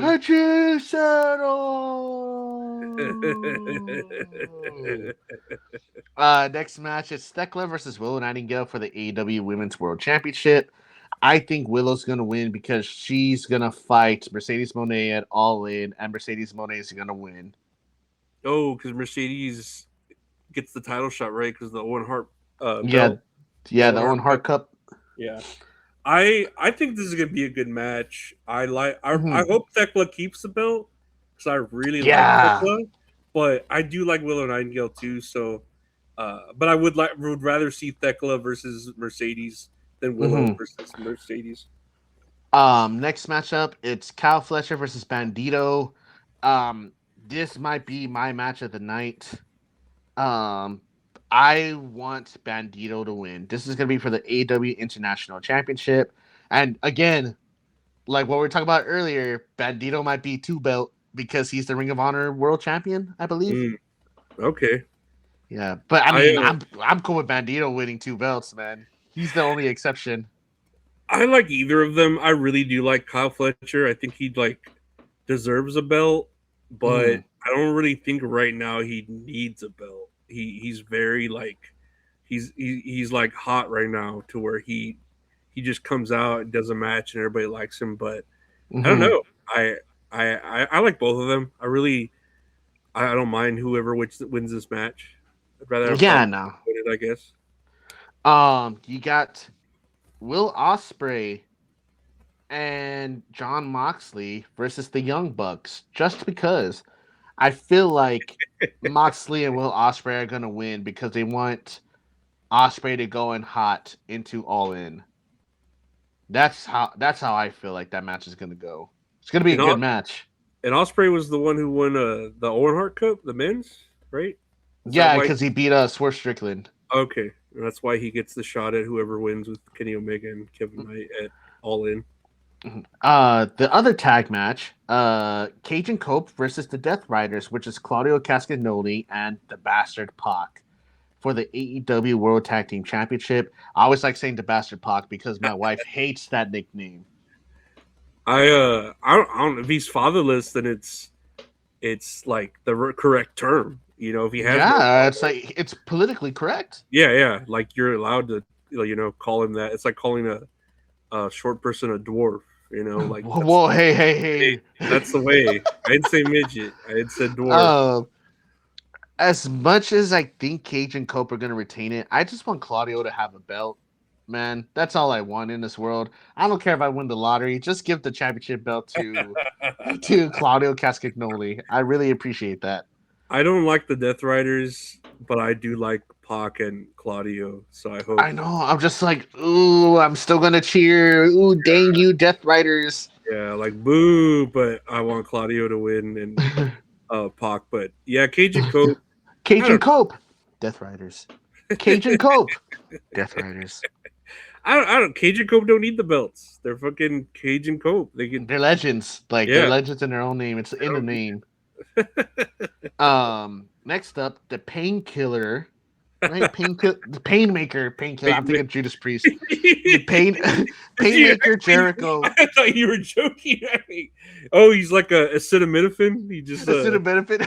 Yeah. Antihistamine. Acetaminophen Jericho. Jericho. Jericho acetaminophen. Oh my god, I'm gonna have a stroke. Painmaker Jericho versus Tommaso Ciampa in a no holds barred match. I want Tommaso Ciampa to win. I feel like he should win, but there's a small part of me that thinks Jericho's gonna win. I was listening to them talking about, or Shivani was saying about the Painmaker gimmick, and even what's his name, Paul White. I think they were talking about it. And they were saying like, oh, it's heavily based off of a Clockwork Orange. And dude, shut up. And I'm like thinking, well, it's not even that. It's like have you seen a Clockwork Orange? Yeah, weird movie. It's just a weird movie. Like, I don't know. I don't know. I just think like, okay, I guess. I was just thinking about that movie, and I'm like, it was okay. It didn't blow my mind, but it's just weird. Yeah. Like Jericho literally has 1,000 different faces, and he chooses this one to face Ciampa with. I guess. You know. Next time he's gonna come out as No Face from Spirited Away. I need to watch that. I haven't seen it yet. You haven't seen Spirited No, Away? You should definitely watch that today. Yeah, I've seen at least half of. Is it Miyazaki? Yeah. Or Studio Ghibli? Studio Ghibli? Yeah. Mm-hmm. I've seen like half of the movies of Studio Ghibli, but that one I never saw. Oh man, it's great. Like probably my favorite. Oh, I'm getting goosebumps just thinking about Spirited Away. But you should watch that. If not today, maybe not, like sometime this week. Oh, you know what? I'll write it down to watch like during the week for one of my. What the fuck's my kid? What the fuck? Oh, What the fuck? Fuck, I'm going live. Spirited Away. Yeah, because I know it's on HBO. Ad break. Watch Spirited Away. Now back to our program. On HBO, which Redemption, you can get it for $39.99 on HBO. $39.99. If you got $40, buy yourself some dinner and stream Redemption for free. Dude, get some Little Caesars. I might do that. Dude, maybe. I hadn't eaten Little Caesars in forever. And then you remember Prime Week? Did you like when they had? Oh yeah, it's $5 hot and readies. Yeah. So they had that deal, $5 hot and readies but only one per person, and if you have Prime, and you got to like internet order it.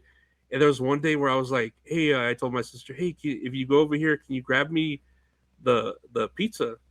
And she's like, yeah, and I ordered it, and it was fucking good. Like, dude, yeah, I went over to my mom's yesterday, and I took her to go get some Little Caesars. She got 2 hot and readies.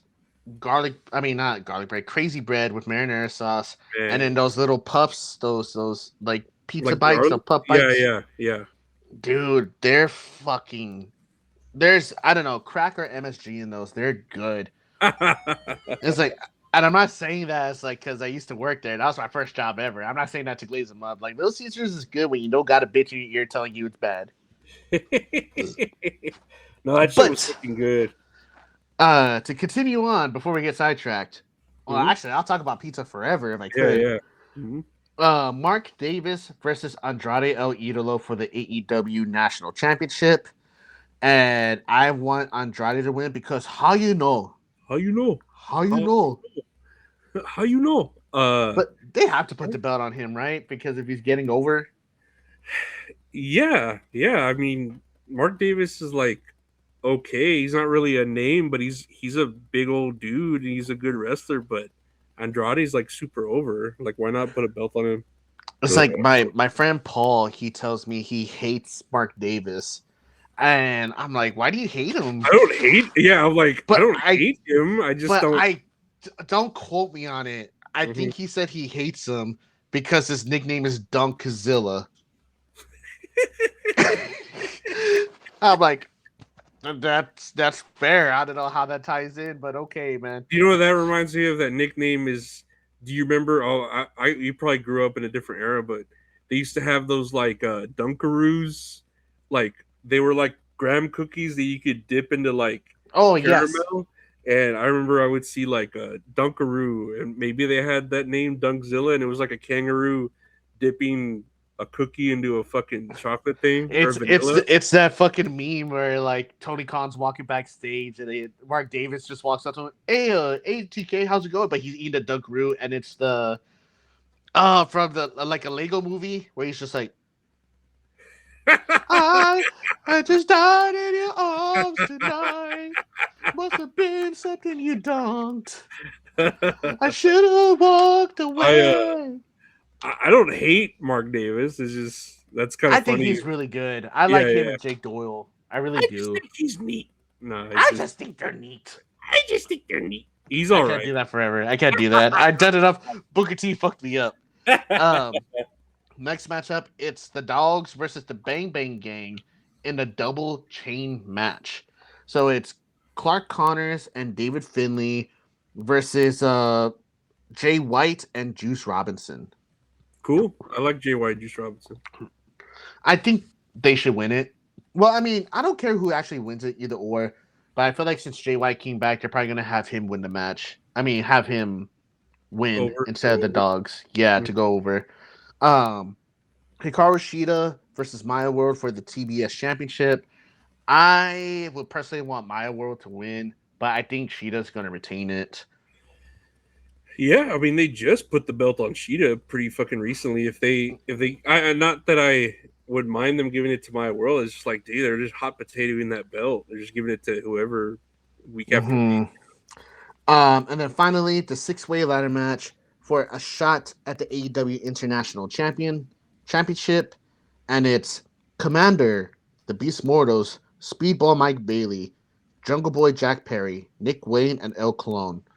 And I think we were talking about this last week when we recorded, but we were saying, where's the Beast Mortals and where is El Colon? El Colon, yeah, we were talking about that. So literally the next day, it turned out that they got their visas renewed. They were having visa issues. That's funny. Funny. Dude, I'm so glad they're back though, because they're both fucking badass. As far as this, I'm cool with.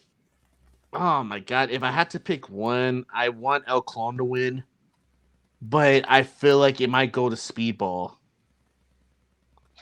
I want El Colon to win too. I don't know why. I feel like it's gonna go to Jack Perry. That's just Don't me. say that. You made my coffee come up. I like Jack Perry. I'm indifferent to him. I don't really care if they want to give him time and he's just there making knives or whatever he's doing and giving them to people. That's fine. I don't mind. I don't mind him. You know, he's not annoying. He's not annoying. He's just there. But whatever. Whatever. But yeah, I mean, Speedball. I like Speedball. Commander's pretty good too. But I really want El Colon to fucking get pushed. But yeah, that's the Redemption card, and hopefully it's a good show. I don't know. We'll talk about it next week because next week's SummerSlam. That's going to be a big show itself. But I'm gonna watch it. I'm not gonna buy it. I'll watch it though. I'm telling you right now, man. I'm gonna buy All In. I'll send you my info so that way we can watch All In. Hell yeah, All In. When's that one? Is that the next pay-per-view after Redemption? Yeah, that's gonna be at the end of August. Okay.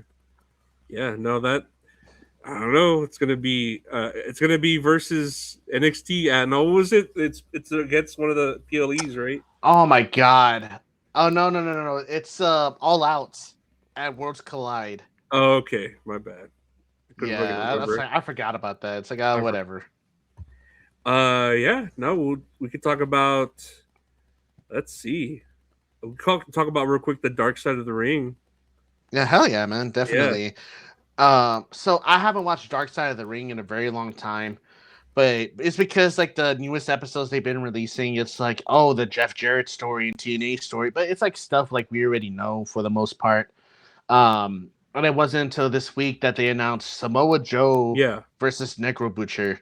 Like the infamous match they had in CZW, and like just how it took over forums, like, you know, back in like 2005, 2006. Yeah, I think when this was happening. I'm tripping out because I was like 2005. That was when I graduated high school. I was like, I don't even think I was thinking about wrestling back then. Dude, 2005. Obviously, hardcore WWE fan. I didn't even know Ring of Honor existed, and I was 10 years old, like when this match happened. Like that's fucking insane. The gist of it, right? It's. Do you have any notes for it? Like, you know, before we like deep dive or something. I'm trying to get to my notes. Yeah, I got the notes here. 2005, internet message boards were a thing, and they were apparently just as toxic. Otherwise, I'm just talking about the match, or at least not the match, but the way they presented it on Dark Side of the Ring. Yeah. So like during this episode, they had they were interviewing Necro Butcher, and they're interviewing Samoa Joe. Not at the same time; they had them separately. But I don't think there's like ill animosity between them two. Like they seem like, you know, just respectful of each other's like presence, whatever. For those who don't know, Necro Butcher is like a big name in like the deathmatch scene.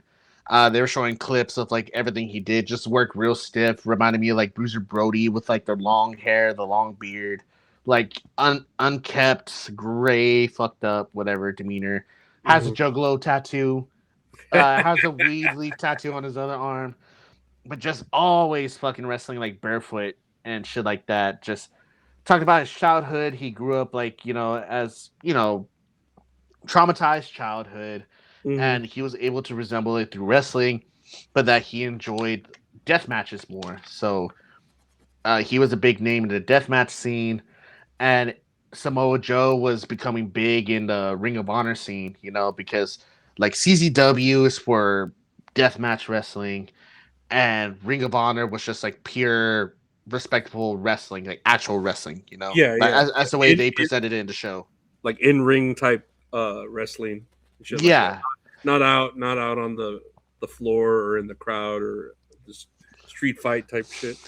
So the story that was presented to us, like as fans, was that a lot of people on the message board hate Necro Butcher, because they're not real wrestlers, whatever, obviously, and they were him and his other friend. He was like Mad Dog Doyle, Mad Dog something, also a deathmatch wrestler.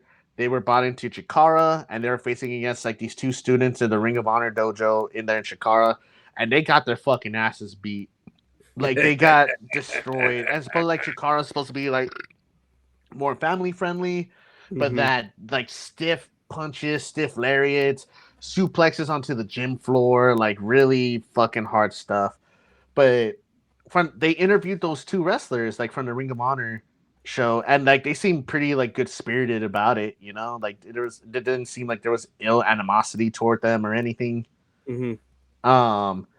So that stemmed that it created a story that Samoa Joe was actually the trainer for the Ring of Honor dojo. Yeah, for those two. And supposedly Samoa Joe was pissed off about it, so that's why he challenged Necro Butcher, whatever.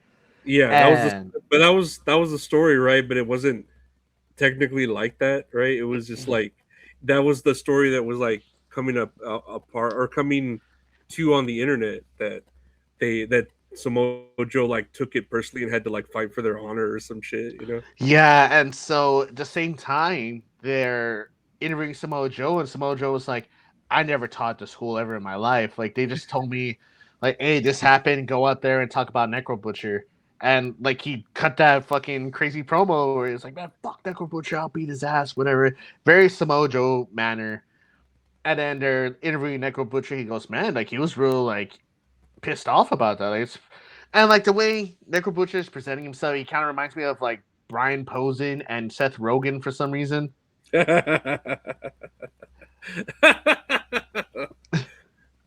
So I was like, Brian Poston. He's in that new Big Bang Theory show on HBO.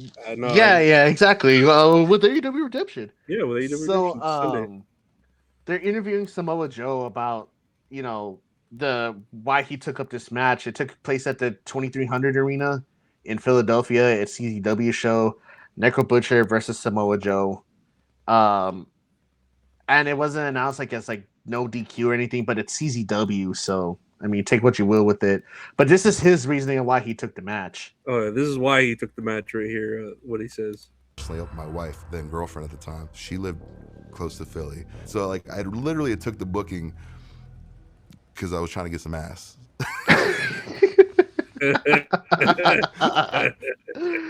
Oh man, that's my chapter. Yeah, baby. But yeah, he didn't care, right? Because from that promo, when they told him like to cut that promo on Necro Butcher, he did like from what I read saw on the show, he didn't even remember what he said. He was like, "Yeah, I don't even remember what I said. I just did this promo and that was it." And then, but Necro Butcher like kind of took it a little bit more personally, even though like, it was just them just hyping up a match, for no reason. So they're building up the match, and like the referee for this match is that same bald referee that I fucking cannot stand in AEW. Bryce Armstrong, I think that's his name. His name, but I know you're talking about. But it's him, and he has such a 2000s haircut, like for 2005. I think it's fucking hilarious. And there like the commentator for CZW said he was sitting with CM Punk and Eddie Kingston, and it just blows my mind that they've all known each other for like this long, you know, like they've all been around for fucking ever. Throws Bryce over the top rope, and they just start brawling. They go out to the side. Samoa Joe tries to go for a power slam, but he slips on beer and like just spikes Necro Butcher's head into the ground. And so like Samoa Joe's hitting him with stiff kicks, and Necro Butcher's using like a lot of like weapons or like stiff hits and all this other stuff. Samoa Joe headbutts him, and he's already bleeding like a motherfucker, like just blood everywhere. Some of the most notable spots from the match was when he tries to go for that flip off of the apron onto the floor, and I think they said like Necro Butcher falls on the top of his head, so he's there holding his head, but that Samoa Joe's head bounces off the concrete, and I think he hurt himself somehow. I think he said his orbital bone or some shit like that. Because like his elbow, Necro Butcher's elbow, like came down on Samoa Joe's face. Oh, did he say like, yeah, it broke my nose, but I've broken my nose like 200 times or some shit? Like, yes, his nose. There he's you go. so used to it. He's like, I think it broke my nose, but I've broken it so many times, I don't even know, you know? And they're just going on with the match, stiff hits and everything. Necro Butcher's bleeding. There's a spot where like Samoa Joe's like slapping him, and the blood's just like shooting off of his face, like left and right. Looks like a fucking Mortal Kombat scene. And puts his head down and starts fucking kicking him in the face. Samoa Joe's taking over, right? Like he's doing all this crazy shit. And it ends with not by a pin, but it was a knockout where Necro Butcher couldn't answer the count of 10. And sure enough, Necro Butcher's like still fighting back. And it's like pro Necro Butcher in that arena. And like Samoa Joe, like it was like half and half. But a lot of people were starting to boo Samoa Joe and starting to cheer for Necro Butcher. And like they had to like separate them. They go into the back, and like Necro Butcher's like, I shook his hand. I was like, hey man, thanks for a great match. And Samoa Joe's like, yeah man, no problem. Like just like real cool, like nonchalant about it. And then Necro Butcher was like, and then I got ready. I had another match that same night. And I was like, what the fuck? Dude, I was like, what the fuck? And he goes and he's just still bleeding again. And it's like, dude, you don't like. I mean, I guess for the love of the game, you know, like we talk about Darby Allin doing it, and I guess like Necro Butcher was like one of the Mount Rushmore of like death matches, you know. It's just like, funny to think that like this match that's so iconic. He's like, oh yeah, and then right after I just went and had another match because I was booked. He's like, wait, what the fuck? I was like, god damn, you didn't take a fucking break. Like you could, like, oh man, you couldn't even soak in how great that match was. Like, nope, gotta go fucking work, you know. Oh man, and so like after all that stuff, it just kind of like deep dives into Necro Butcher's health, like how he's been doing like the past few years after that match, after COVID, all the other stuff, and then like just Samoa Joe's accomplishments, like after, you know, what led up to like where they're at right now, and just them having like a mutual respect for each other. Yeah, even shit like that from that match, Necro Butcher earned like a spot Ring of Honor, earned that movie role in The Wrestler. You haven't seen The Wrestler, right? I've seen it like a long time ago, though. Yeah, me too. I need to rewatch it, but it was good from what I remember. And then yeah, how his health 2020 came around. I wrote down he looks like the Adam Cole tapeworm shit. He gets cancer. I can't remember what kind of cancer, but he got cancer. Necro Butcher. And what the fuck? What else did I write here? He eventually beats cancer, and when he beats it, he goes back to wrestling. He's still doing it. He's like 50-something, still wrestling. God damn, like he's just like, man, I just had a match with cancer. All right, time to go back to work. You just start fucking wrestling again. Like, holy shit. I'm telling you, man, for the love of the game, I guess, man. Death matches, you know, obviously I don't care too much for them. But, you know, respect to Necro Butcher for, like, willingly wanting to do that. Well, yeah, that, and he put on a good show, and then it just shows you how fucking great Samoa Joe was to, like, make this, like, a death match. You know, it could have been just your typical death match, but there was a little bit of story behind it, and they just took it to that next level of what people were building up of the story to be. And it was just I don't know. I still hadn't seen the match. I just saw whatever they showed on fucking Dark Side of the Ring, the clips. But I was like, man, this match looked pretty badass. Like there's actual. What they always say the word they throw around psychology, right, to the wrestling, but there was actual like story to it, instead of just a death match where it's light bulbs or fucking razor blades or barbed wire. It actually had a fucking story to it. And it's weird, like, I guess for me, I think it's weird trying to build a story for a match on the independent scene between like two different companies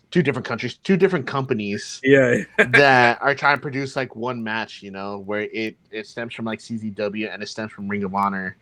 And I think they said with that match against each other, it led to like the culmination of CZW versus Ring of Honor in like that circular cage match. I forgot what they said it was called, but I know they've had it like at a Ring of Honor show, and that was like a big thing. That was kind of like the stepping stone in that direction. Mm-hmm. No, it was good. It was good to like. It was just badass. It really was, man. I need to watch that match. It was a good episode. Like the last one, that TNA one, where we kind of already knew everything. It was like, I didn't know that, and it was cool to actually hear from Samoa Joe and Necro Butcher instead of like people hearsay, like people, I was there that night, but it wasn't really them saying. So that's pretty cool. Straight from them. Yeah. But yeah, no, that was Dark Side of the Ring. We'll talk about news real quick. There's a little bit of news. I don't know if you heard about this. WWE Radio. Let's take a quick look at this video from Danhausen, because of course we need Danhausen to explain. Oh my gosh. Okay.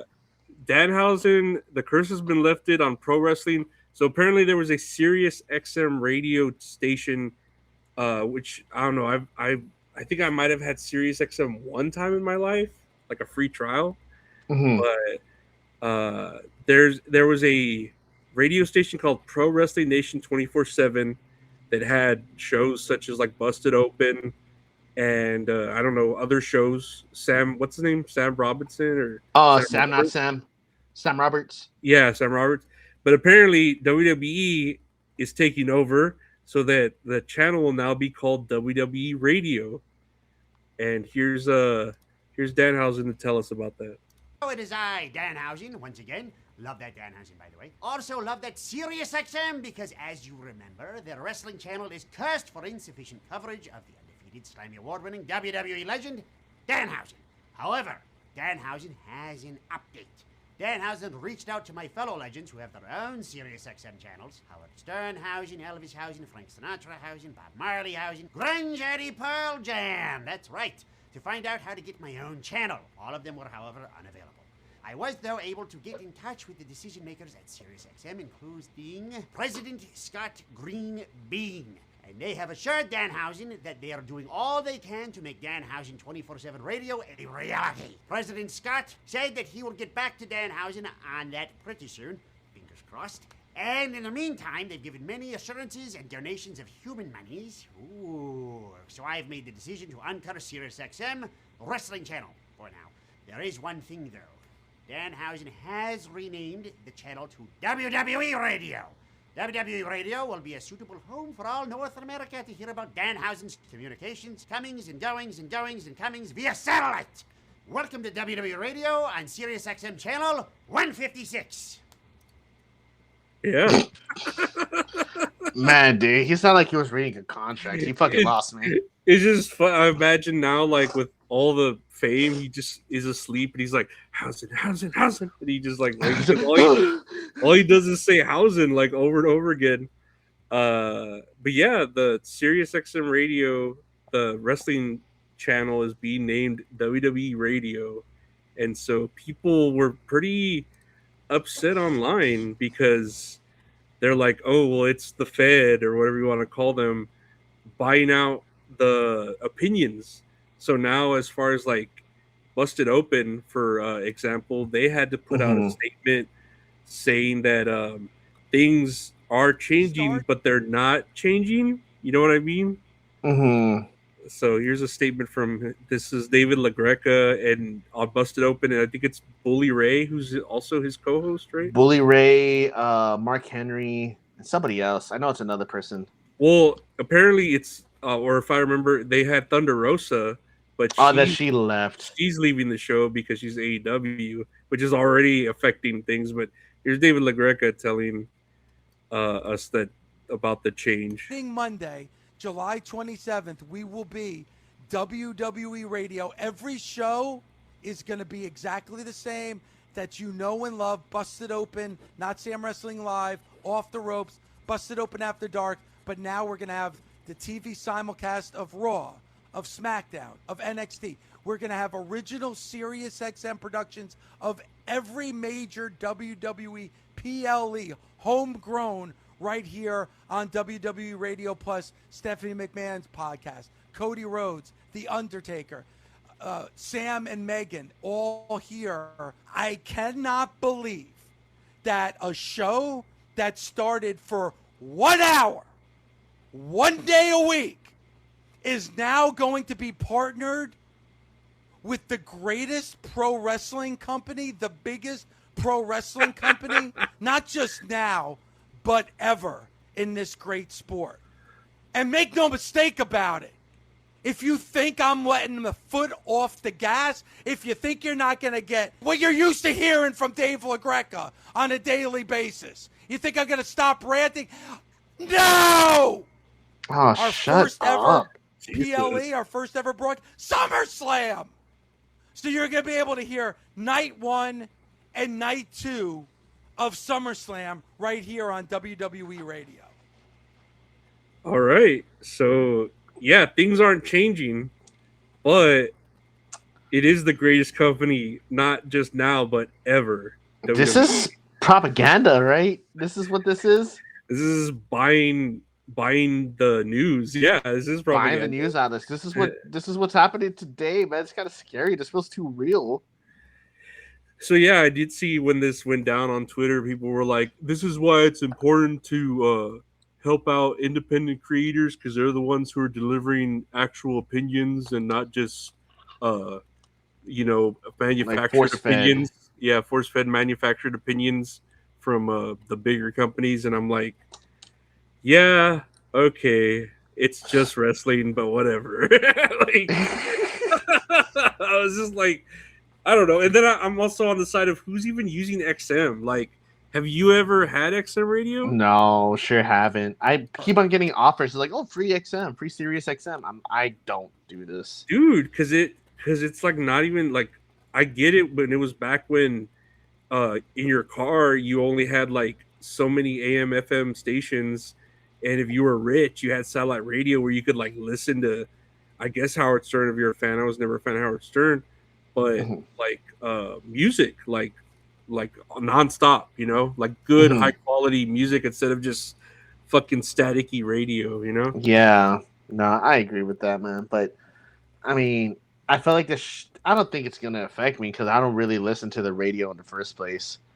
But I totally get like where people are coming from as far as like, oh, like they're buying out the news outlets to I guess like get away like a dictatorship of like news and stuff, especially like Busted Open Radio, which I assume talks about every company, positive and negative, where I feel like now most of the time it's going to be positive stuff toward WWE and nothing about everything else. Well, only about WWE now. Yeah. Absolutely. Yeah. And so it's like, I think that kind of turns off the charm of Busted Open Radio, if there was any. I never listened to it. But, for them to be able to talk about everything and give their opinions, now it's only going to be like glazing up WWE. Yeah. You're never going to like believe their opinions because their pocket, the money's coming from straight from WWE. So it's like how am I supposed to know if you're really critical or if you're just saying whatever WWE told you to fucking say, Yeah, man, I get it, but whatever. It is what it is. And then I had even seen some news. I don't know if this had something to do with it or anything that's like correlation of it, but they had where Howard Stern apparently like let go a lot of his longtime employees because of budget cuts, right? Oh my god! Because everyone's dealing with budget cuts, right? But then they signed this deal, SiriusXM with WWE, and it's like, so do they have money now or they Mhm. don't? Like, I don't understand why. Oh yeah, we're doing such great business, but we're gonna have to lay off 80% of our staff. You know, it's just like, and that's the same, I guess, with any industry, right? There's a lot of shit going on with video game companies and other shit where it's just like, oh, we're doing It's great. happening everywhere. Yeah, we're doing great, but we're cutting 50% staff because we're not turning a lot of profits. We're just turning some profit, you know. Yeah. But Terrible. I might check out like one of. I'm interested to see the simulcast, like who's gonna be like announcing, if it's gonna just be the commentary from like Michael Cole and them, whoever's on the table, or is it gonna be like a whole? Is it gonna be two other people saying what's going on the radio? You know? Yeah, I hope it's not Michael Cole. Like, I'd rather hear somebody else talk about it. I heard something about Booker T maybe doing the SummerSlam radio cast of it. And I was like, I don't know if I can handle Booker T for fucking two fucking days for fucking 4 hours each day. Like, I barely handle man. an NXT for like an hour 20 minutes, you know? Oh my god, poor guy. He needs a break. He does, but he's cool. Next year on the news, this is real quick. This fucking shit. Tom Brady is reportedly in talks with WWE on a feud with Logan Paul. Yeah, I don't know. I guess we need if Bad Bunny can do it, why not, right? Oh my god, dude. I hate wrestling. I hate WWE. Like, I hate this. It's so stupid. The only thing that trips me out about Tom, well, he looks fucking creepy here, but that he kisses his kids on the lips. It's super weird, man. Yeah. I don't know about that. Have you seen that clip? My kid. Have you seen that clip where he's like getting a massage from like a trainer, and his son, like an 8-year-old boy, comes in and he's like, oh, can I have money for the vending machine? Or where he says, he's like, well, tell your dad you love him, and then he kisses him on the lips. And I was just like, why is this being filmed? I know, it's weird when I won't even like hug my dad without feeling gay, you know? Yeah, man. Let alone look at him. Dude, it's just gay. It's fucking gay. It's gay. So I'm not trying to get off the wrong opinion like to my dad, you know? Nah, he's not my cousin.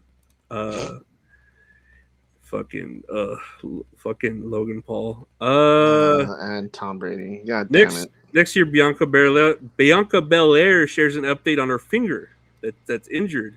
There's her injured finger. Golly, dude, that's some from fucking WrestleMania 41? Dude, how is she like not? It must be a really fucked up injury if it's taking this long to heal and rehab. You know, it's just like, dang, like I'm over here looking at mine, and it's like, I don't know, man. Like, I wonder how that injury is that bad for it to be so swollen. Well, it's like, dude, like at this point, it's like maybe you should just get it cut off. It seems like it'd be better than trying to save it because it's giving you all these problems, you know?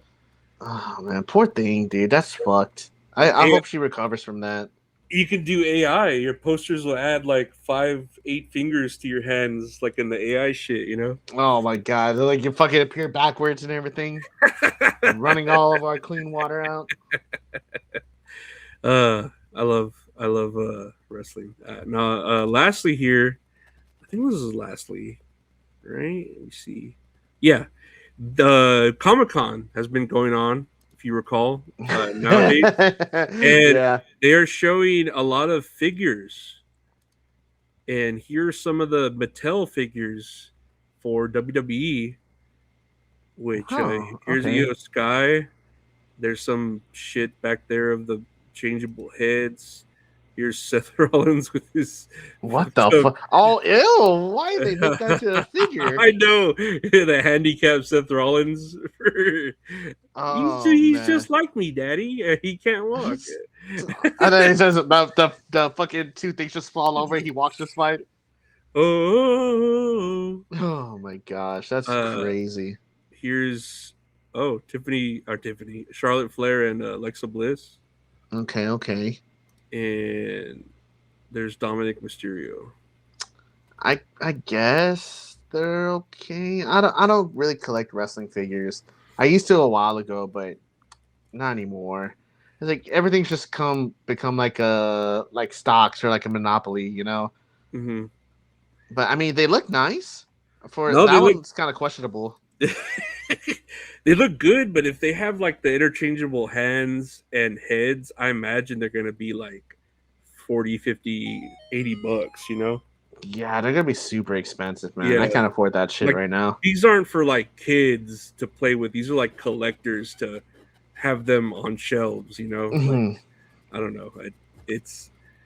Obviously it's catering to like a certain customer, but I feel like I would accept them more if they were more affordable. You know, it's like, oh yeah, Mhm. yeah, go ahead and play with them. You know, play them in a wrestling ring, but not if they're like 50, $60. Like, no, you gotta keep them out of the box. You know, Yeah, man. It's gonna be where it's like, no, you can't touch them. This is daddy's.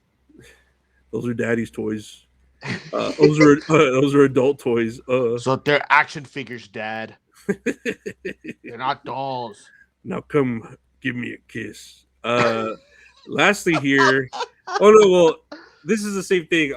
Comic-Con, this is AEW, and they have figures from Jazzwares. Those are the ones that What the hell? That's funny. here's fucking Darby Allin. Here's Will Ospreay. What am I looking at? Like 3 interchangeable heads. I think it's just the lighting. The lighting's making that really weird. Yeah, all these hands to fucking interchange it with. Uh-huh. And fucking phone call. Hell Athena? yeah. Oh, that one looks cool. Athena, and then I don't remember who that is. One of the Japanese Hiroshi dudes. Tanahashi. Hell yeah, no. Nah, man, those look pretty sick. I like those. No, these are pretty good. I don't know. I just think that was pretty cool. We'll see. I don't know. I don't mind it. I just hope they're affordable so kids can actually play with them. Dude, I know, man. Don't burn a hole in your parents' pockets, man. Like, Dude, it's just too expensive. They don't understand the concept of money. it's not worth it. But I mean, I feel like that's it. I was gonna go into like other stuff, but we could save it for next week because we're like, man, we that Necro Butcher shit was a lot of shit to talk about. I think it was It good. really though. was. It was Yeah, good. definitely. Oh, yeah. It's good to see, like, you know, a bunch of documentaries are like actually good, you know, like, or telling us new information, like behind the scenes stuff that we don't know. That's it. What I do know, and is that's all kayfabe. Hey, now I want to thank everyone for watching, listening, writing, rating, viewing, sharing. Put writing, I don't know, commenting, all that stuff. Really appreciate it. I want to thank the great Gabe for being here. What do you want to say to the people, Gabe? Thank you for liking, commenting, subscribing. Hit that notification bell on YouTube. We release new episodes of That's All Kayfabe on YouTube every Monday before Raw airs on Netflix. Go show us some love by following our socials, all lowercase, all one word, for Instagram and for TikTok. And these are our socials for X. Go follow us on X. And then go buy a shirt off of stickermule.com/That's All Funny. We can get merch for That's All Kayfabe. And just spread the love. That's all we ask for. Yeah, Be safe. Spread the love. Don't or hug your kids, but don't kiss them on the lips. Yeah, don't kiss them on the lips. That's weird. Yeah, and yeah, we'll see y'all next week for SummerSlam. Hell yeah. Hell yeah. Yeah, y'all take care. See y'all later. Stay safe.